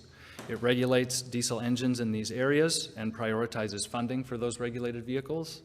And second, it prioritizes single truck replacement projects and retrofit projects in these areas. So we think this is an opportunity for potential overlap with proposals that you might see at the Portland Clean Energy Fund, and we'll be happy to work with you to help identify those opportunities. Over the next year, we're going to establish the rules, as I mentioned. I'll kind of speed through this. Thank you very much. DEQ will open a public comment period in the summer of 2020. The formal rulemaking process will be open to all who want to participate, and we expect our policymaking body, the Environmental Quality Commission, to take action in the fall with funds available in early 2021. And if possible, Katie, could you hand committee members the handout that I provided? And there are a couple on the back table as well for anyone who's interested. I'll just quickly walk through a case study of a project that we worked on with the Metropolitan Contractor Improvement Partnership. They're an African-American operated nonprofit that works with minority-owned contractors. Their job essentially is to improve and expand the contractor's capacity to work on projects. And in a partnership among Neighbors for Clean Air, which represented in the room, Environmental Protection Agency, and Oregon DEQ, this entity, MCIP, recently secured an $835,000 grant from EPA to clean up their diesel fleet. Some of the benefits and outcomes from that project are included on the slide here. as well as in the handout. And so I just want to close by inviting you all to, if you're interested, to follow up with us and explore opportunities where we might work together. Some of the medium-duty diesel fleets that are on the road today would be really likely candidates for electrification in the future. And so we could imagine a world where DEQ is going out and taking old diesel vehicles off the road. They're replacing their fleet with electric vehicles, and there may be an opportunity to install electric vehicle charging on site as a part of a joint project. So I'll just leave it at that and open it up for questions when we're done with the full panel. Thank you, Garrick. So Huey is our last presenter and has no slides. Then we'll open it up for questions, a little Q&A after that, and ask Ingrid and Emma to grab a couple chairs and come up to the table as well. I'll still try to be as entertaining as possible without any slides here. It is an honor to be in front of you all. My name is Hui Ong. I use he, him, his pronouns. I'm the Executive Director of OPAL Environmental Justice Oregon. I get a chance to talk a little bit about our work. OPAL's mission is to build power for environmental justice and civil rights in our communities. We define power by organizing people and organizing money, and the ability to control, create, and prevent change. So I think there's really great alignment with what the work we do and how actually PCEF and the resources that came here through the Portland Clean Energy Fund Initiative campaign are aligned. We actually build power by doing bus organizing. It's one of our core strategies. We get our community members on the buses to talk about their lived experiences and how important the system is to them, their needs, how it could be improved. We prioritize and focus on those that are directly impacted by environmental racism and low-income folks of color and people that are transit dependent. Through our organizing, we have been able to win significant victories in our communities. A 30-minute increase in transfer times. We won the low-income fare that TriMet has rolled out in the past year that has seen over 30,000 folks registered onto that program, if not more. I hope I got those numbers right. And we have this vision of our transportation system as being a system that is free of fares, free of profiling, and free of congestion. And we're leading that campaign by, first incremental steps by building out a pathway to increase access to the system, like the expansion of Youth Pass. So the other areas where we organize is youth of color in East Portland through our Youth Environmental Justice Alliance. Our organizing is grounded in environmental justice principles. We believe that organizing gets the goods. It is a place where we transform and are able to talk about the lived experiences of those directly impacted by the structural and inequalities of how our system is actually built. It is one thing to get folks access to the system, but actually having folks understand how the system was initially built and knowing, understand the institutional racism that helps build, and I think folks have talked a little about some of the background. Centering frontline communities is a core piece of our strategy because we believe our communities ends up having the best solutions. We operate in a framework around a just transition. We know a transition is happening. That we're going to transition off of our current system and going to be into a more regenerative system, hopefully a regenerative system, but we don't know if that transition is going to be just. So having frontline communities lead it is pretty core and principled. We're super excited to talk a little bit about some of the visions of our work. We know that we need transit ridership to double in 20 years for even us to get close enough to the types of ridership and people participating in our public transportation system to have some impacts on our climate. And right now, currently, there actually is no plan in our transit agency to think about how to actually increase ridership. And we organize our communities around the issue because we want to fundamentally change leadership as well, because I think the leadership development that we are not just the recipients of the decisions people make, we actually want to end up becoming decision makers ourselves. Part of that role is the leadership development and having folks exposed to campaign and running and being able to understand how organizing and directly engaging in the schools, on the buses, and in our communities is vital. As we know, transportation is not a silo issue. We fundamentally believe that transportation justice is core to climate justice as well as environmental justice. And when we look at how our community is getting pushed further and further out of the central core, how we are thinking about investments with the resources like from PCEF, invest in grounds people's resiliency in community. I offer that we have started thinking about what does resiliency hubs look like in the communities that we're actually trying to organize. Because we know it's not just about access to a system for the transportation system, it's actually access to kind of the decision-making bodies and also finding resilient hubs and actually being able to have folks have centers that are part of how people gather and come together to both learn and train and also build community. Something that we hope folks get a chance to explore with us.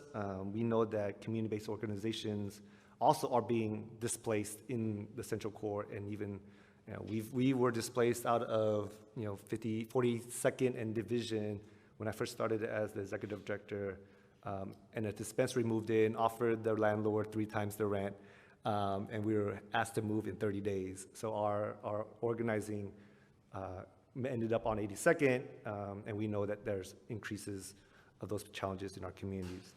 So when you think about supporting resources for those that are doing transportation justice work that has direct impacts on our climate goals, think about the other types of influences that those organizations face. In addition to that, I would also offer that as a person that works with grant makers, oftentimes, there's a chance here to do something different and not to exacerbate some of the heteronormative, like white patriarchy systems of like how to administer. I think the way this committee was built was super amazing, and I value all your time, and I'm super excited that you all are here representing different sectors and experiences. And with that, I have other ideas, and we'll open up for questions for folks, but just excited to be here to represent and share some of the voices of transit-dependent folks that has the intersections of both dismantling institutions that have historically been built to actually exclude people from decision-making bodies to actually have folks at the table. Thank you. So we are at about time, but I think that we can take 10 or 15 minutes since we have so many folks here from the transportation sector. We want to take advantage of that, and then after that, close the conversation, and then if there is a need for follow-up from the committee or an additional conversation, we can schedule that at a later time. But I'd ask Emma and Ingrid if you could BYOC, bring your own chair to the table, then, and if there are any committee members that have questions or comments. Yeah.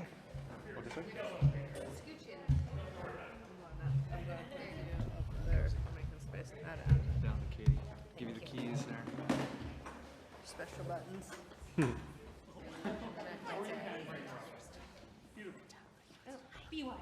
to see you. There have to be some questions or comments, because that was a lot of effort. That just happened. All this expectation.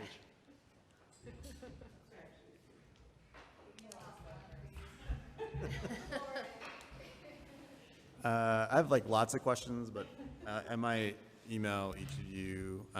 Quick question for Garrick. Does DEQ have like a calculator, if you will, in terms of like how you calculate some of your project outcomes on greenhouse gas reductions or CO2 emissions? I'm thinking really from the broader public, potential applicants who will have to try to calculate these on their own.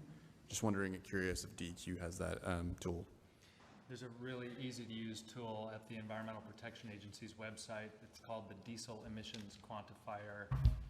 Anyone can log in, create an account for free, and start mocking up the impacts of projects, with the only sort of caveat being that it's really focused on the toxic properties of diesel emissions, and it's not great at calculating the carbon emissions benefits of different projects. So we don't need to go into those weeds, but the diesel emissions quantifier is helpful, and there are other more sort of comprehensive tools that are a little harder to use, but they're available as well.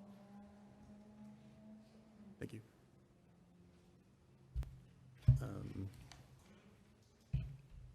And then I think for our community groups, just kind of curious, I know there was some feedback for us as grant makers to sort of think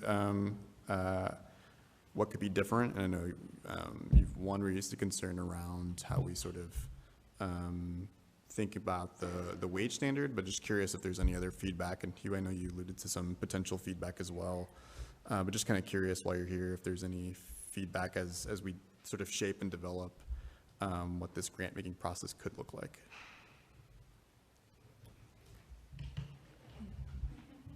I'll answer while Hui is momentarily distracted.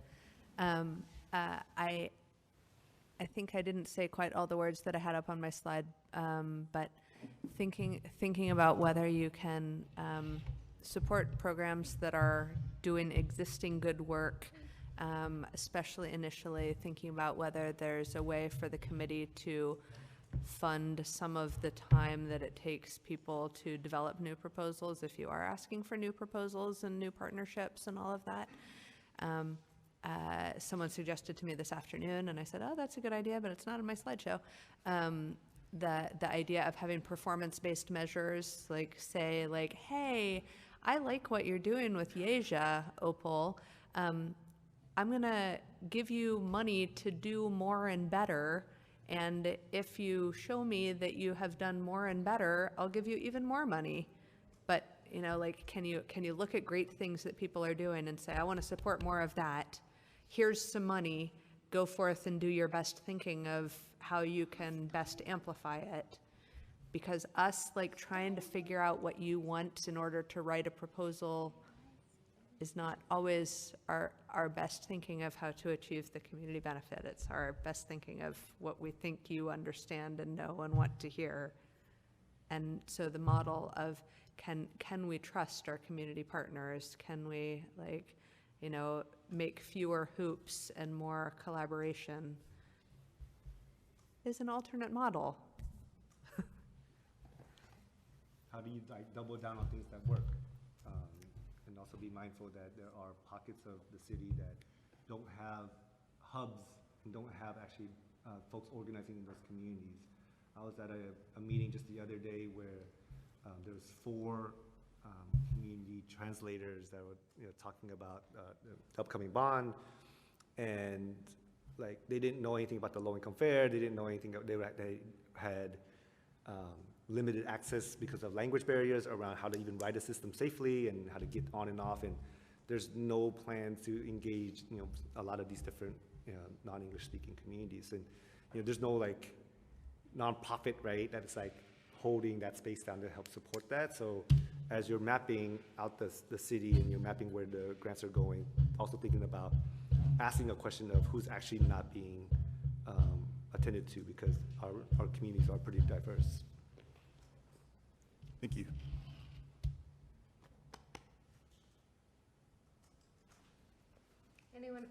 Anyone else have questions, comments? Shanice? What's up, y'all? Thank you very much for sharing the good work, and so excited to see Hui among all of these good people. I think I'm in a space of, we're talking about walking, cycling, public transit, electric vehicles.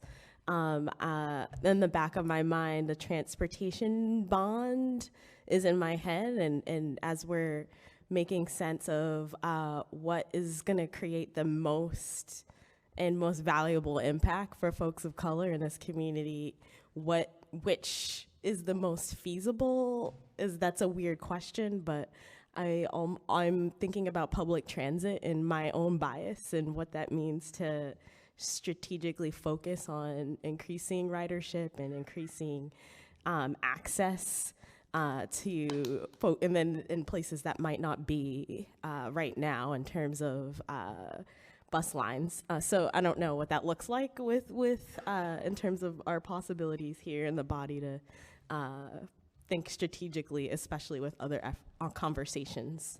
But yeah, that's what's on my mind. Thank you. Maria?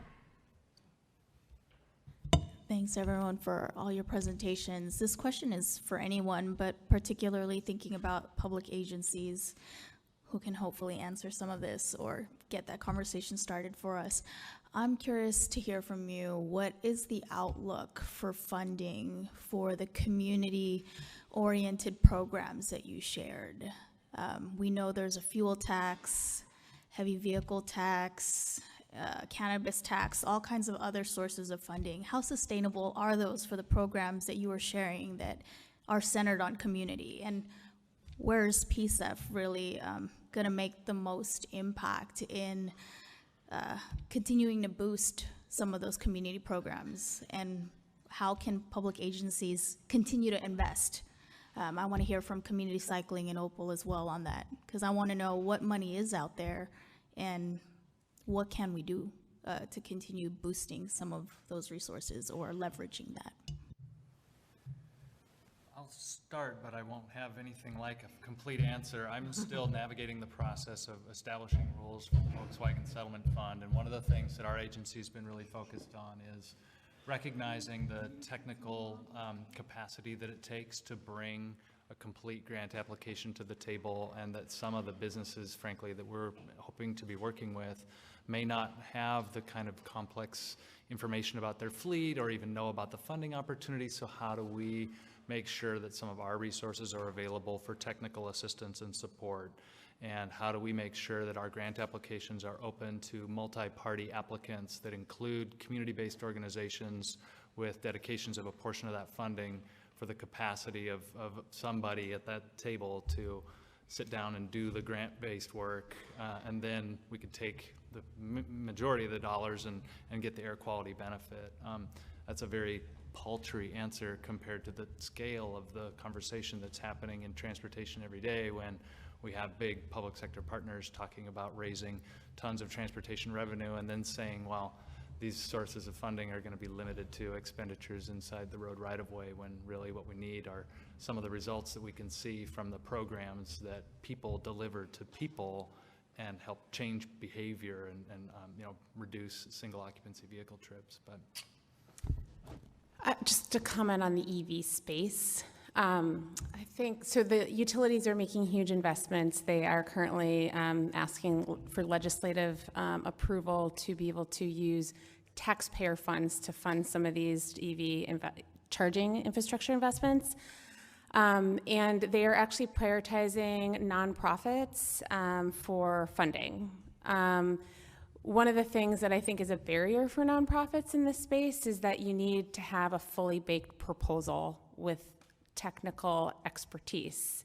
And that is oftentimes lacking in the staff of community organizations. And so potentially giving some funding to be able to set organizations up to be able to receive other funding. And I'll add my 2 cents with a disclaimer that I, have not been with PBOT very long, and as I mentioned, I kind of wear multiple hats, and so I know there are other smarter PBOT colleagues here who I will look to after I say this to see what I get wrong. But I'll say kind of 3 high-level comments that I've observed and working at the Bureau. And the first is there is just a long-term viability question hovering over all of transportation funding. It's a good problem to have, because as we wean ourselves off of fossil fuels, that's a good thing. But that also poses challenges when we have a transportation funding system that is funded largely through taxes on gasoline. And so that is kind of one long-term trend we need to be aware of when we think about what is available for our transportation agencies to spend. The second is something that kind of alludes to what Sam was talking about at the beginning, that there's certain portions of the PCEF on a very small percentage, but that are subject to something called the Highway Trust Fund, and this is a constitutional restriction on how certain monies that are revenues generated can be spent, and those are pretty strict limitations. And so when we talk about kind of creative, innovative programming opportunities, that can really limit it. If it's a strict definition of what can be spent in the right-of-way, that limits us. And the third thing I would say is again, kind of anecdotally, I know there have been some challenges as our government agencies are going on a journey of realizing how we have to do this with a focus on transportation justice and the wisdom we need to learn from our community. We are butting up against a system that hasn't always been built on partnership, hasn't always looked for opportunities to form partnerships between government and community. And as we kind of push that culture change, we run up against hurdles of bureaucracies that weren't set up that way. And I think there have been challenges in government being able to capacitate and truly partner with community organizations just because of those hurdles. I noticed Irene Marion, our equity and inclusion manager, is back there, and she is really leading the charge at PBOT for helping us come up with innovative ways to work around that. But it's just it's a reality that we aren't always able to capacitate our partners and in the ways we need to because of those hurdles. And PBOT staff, if I got anything wrong, please chime in. One specific detail relative to Maria's question, sorry, Eric, so the Bureau around the Fixing Our Streets proposal that is on the ballot in May. Sure, I did, yeah, thank you. Is that, as you may have seen, that's a very focused set of projects that have been identified that are focused on safety and maintenance projects. And so while that's going to be crucially important to our ability to provide a safe, usable system, it isn't one that is going to be particularly available to new programming in this particular context. And then the regional measure that I think you also inquired about, in addition to the projects that are being defined there's also looking at a set of programming opportunities that could be significantly funded. I think, if I'm accurate, about $50 million a year potentially is what's being looked at. That's still in development this spring, so an opportunity to sort of see where that's developing, and could think of that as a leverage opportunity, perhaps, again, interacting between the regional context and then the city context, of course. So I just wanted to add that specific set of information. Thank you. Huey, did you have anything to add to Maria's question? Yeah, I think sometimes it is a little challenging when resources come from some of the government bodies, knowing that oftentimes they're also the decision-making bodies that we actually want to have impact. And I think one of the things that I would love to explore a little bit about some of the innovations is how do you actually, right? One of the things we're doing is we're creating future transit justice leaders, right, in our work, because they see the intersections of this work as it relates to racial justice, as it relates to climate justice, and they're going to impact the policy.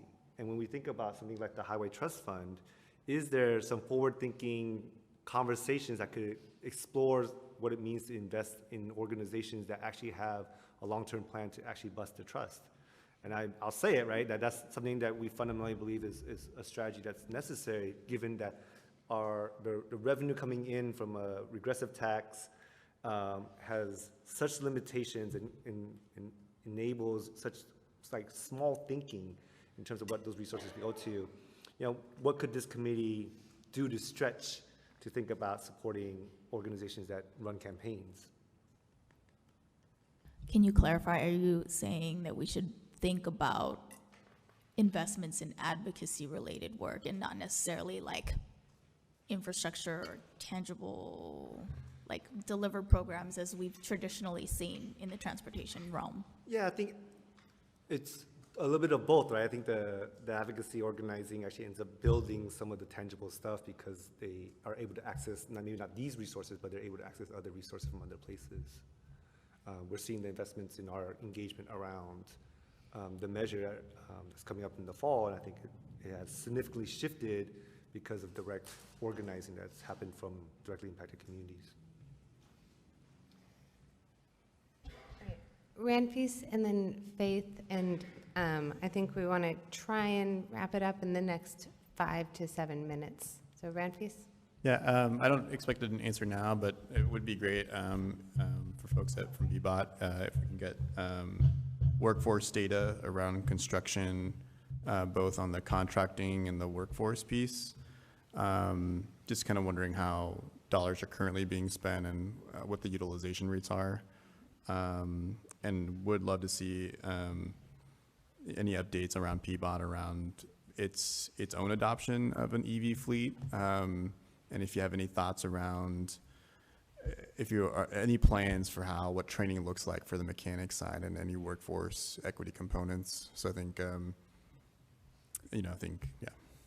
Just in terms of the city generally and our adoption, so we're in the middle of trying to figure out our own walk our talk transportation decarbonization plan. Right now we have about 32% of our sedan fleet is converted to electric vehicles. And so we're trying to figure out what that trajectory looks like.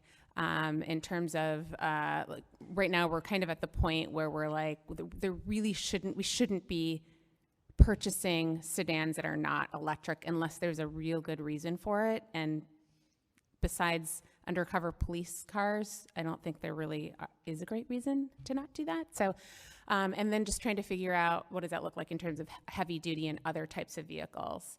What your other question was about? Training mechanics. Yeah, and I think that needs to be part of the plan that we're looking into. Like, what does this mean in terms of jobs, and specifically, mechanic and fleet-related jobs at the city specifically? Is that what your question was about, or is it at large? Yeah, I think it is. I think mainly about the city, and this is just like a broader aspect. As I hear, like there's a bike mechanic program, and I imagine as different groups think about their own innovation, I generally think of different career pathways. For some, the city is a destination. So I kind of wonder where the city is putting its own investments around workforce training in emerging technologies such as electric vehicles. Yep. And that's a great thing to be thinking about as we're doing our decarbonization planning. So thank you for that. And I just say, it's a great question. It's absolutely something we're thinking about. When we put up that slide about workforce development opportunities and sort of pre-apprenticeship programs, it's something we've heard interest from the community and interest from within the Bureau itself. So I think it's a model we'd really like to explore. And we will get back to you on that data around current workforce contracting and other things. Faith? Thank you all for the great information. I hopefully absorbed a little percentage of what you shared with me tonight. It's all new for me. Thank you. I definitely see our role as organizing power, and I think that's about organizing people. And one of the things that I was listening to all of your presentations was thinking about just the role of the city or bureaucracy in general. So the county government agencies, the state government agencies, but particularly the city government agencies, what are you doing? And do we have a concerted effort that's related to PCEF opportunity to be out in community, seeding ideas or listening for that innovation so that we can coordinate, right? Like this is a weaving opportunity for us all to be doing. And I don't know if there is a concerted effort and plan for each of the bureaus to be out in community saying, we've heard these great ideas. What other great ideas do you have? Do you know there's this PCEF opportunity coming? So I'm curious about that. It's a great question and absolutely something we want to do. So when we think about the roles, we've had internal conversations about what role can PBOT play in supporting the goals of PCEF. It was that question we had up on the slide. And one of the biggest ideas we think one of the biggest things we've talked about is that we have existing relationships and we are happy to provide those kind of seed ideas with the understanding that the community has so many more ideas than we could ever provide. We also think that we could provide some technical assistance and some expertise, both in the grant development portion, but also potentially to carry through some of these partnerships. And on that workforce side, absolutely, a lot of the good transportation jobs in the city of Portland are at the city of Portland. So all those things. The other thing I would just say is and I really loved Cassandra's kind of frankness of feedback. I think there has been some confusion over what the nexus between PCEF and transportation is. And because of that kind of ambiguity, there's been a little bit of hesitancy of sort of on the community side and on the PBOT side of sort of not wanting to get out ahead of our skis, not wanting to go too far, but we're really kind of watching this space and looking for your direction on how we can be helpful partners and what kind of that technical assistance, the partnership support, the resource support we could provide. So we're really excited to hear from you how you'd like us to show up. So Katie, one more thing on that, and I think this is for PCEF staff, is just to like, I encourage you to think about, or ask us to think about, is there actually a capacity for grant writing that's in each of the city bureaus that community members could go to? And I don't know what, I haven't thought about that legally and all of those things, but it feels like that is a possibility for bureaus to play a role there. Though, do you want to go?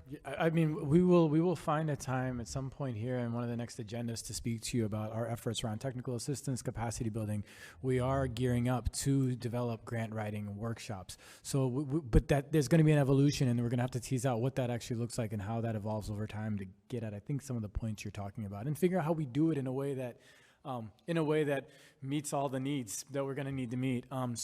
Absolutely, and there's an eagerness within the city to support this, and so we have been able to pull in, there's certainly conversations within the Bureau of Environmental Services around how they can be equally technical support providers as well. So it's going to take us a minute to figure out what that looks like, but it's certainly something we've got our eyes to. All right. Thank you. And thank you. Also, I was distracted by these really cute kittens that are happening over here on this video. So thank you all for coming and sticking with us and staying late on this night and for this meeting. And I'm sure we'll have follow-up with you in the future. Committee members, I would ask you guys to kind of stand up, stretch. If you need to use the restroom, do that, and then meet us over here in this corner in 2 minutes so that we can get going with our work session. Thank you. 2 minutes. Yeah. Thank you. Yeah. And thank you. I do want to say again, thank you all for your service. Like, I realize this is a ton of your time for a long time, and thank you all. And for those in the audience, you're welcome to sit around, but we're going to go into work session. So we won't be sitting at these mics, but we will go into work session over here. So it's feel free to sit around and observe, but we won't be at these mics.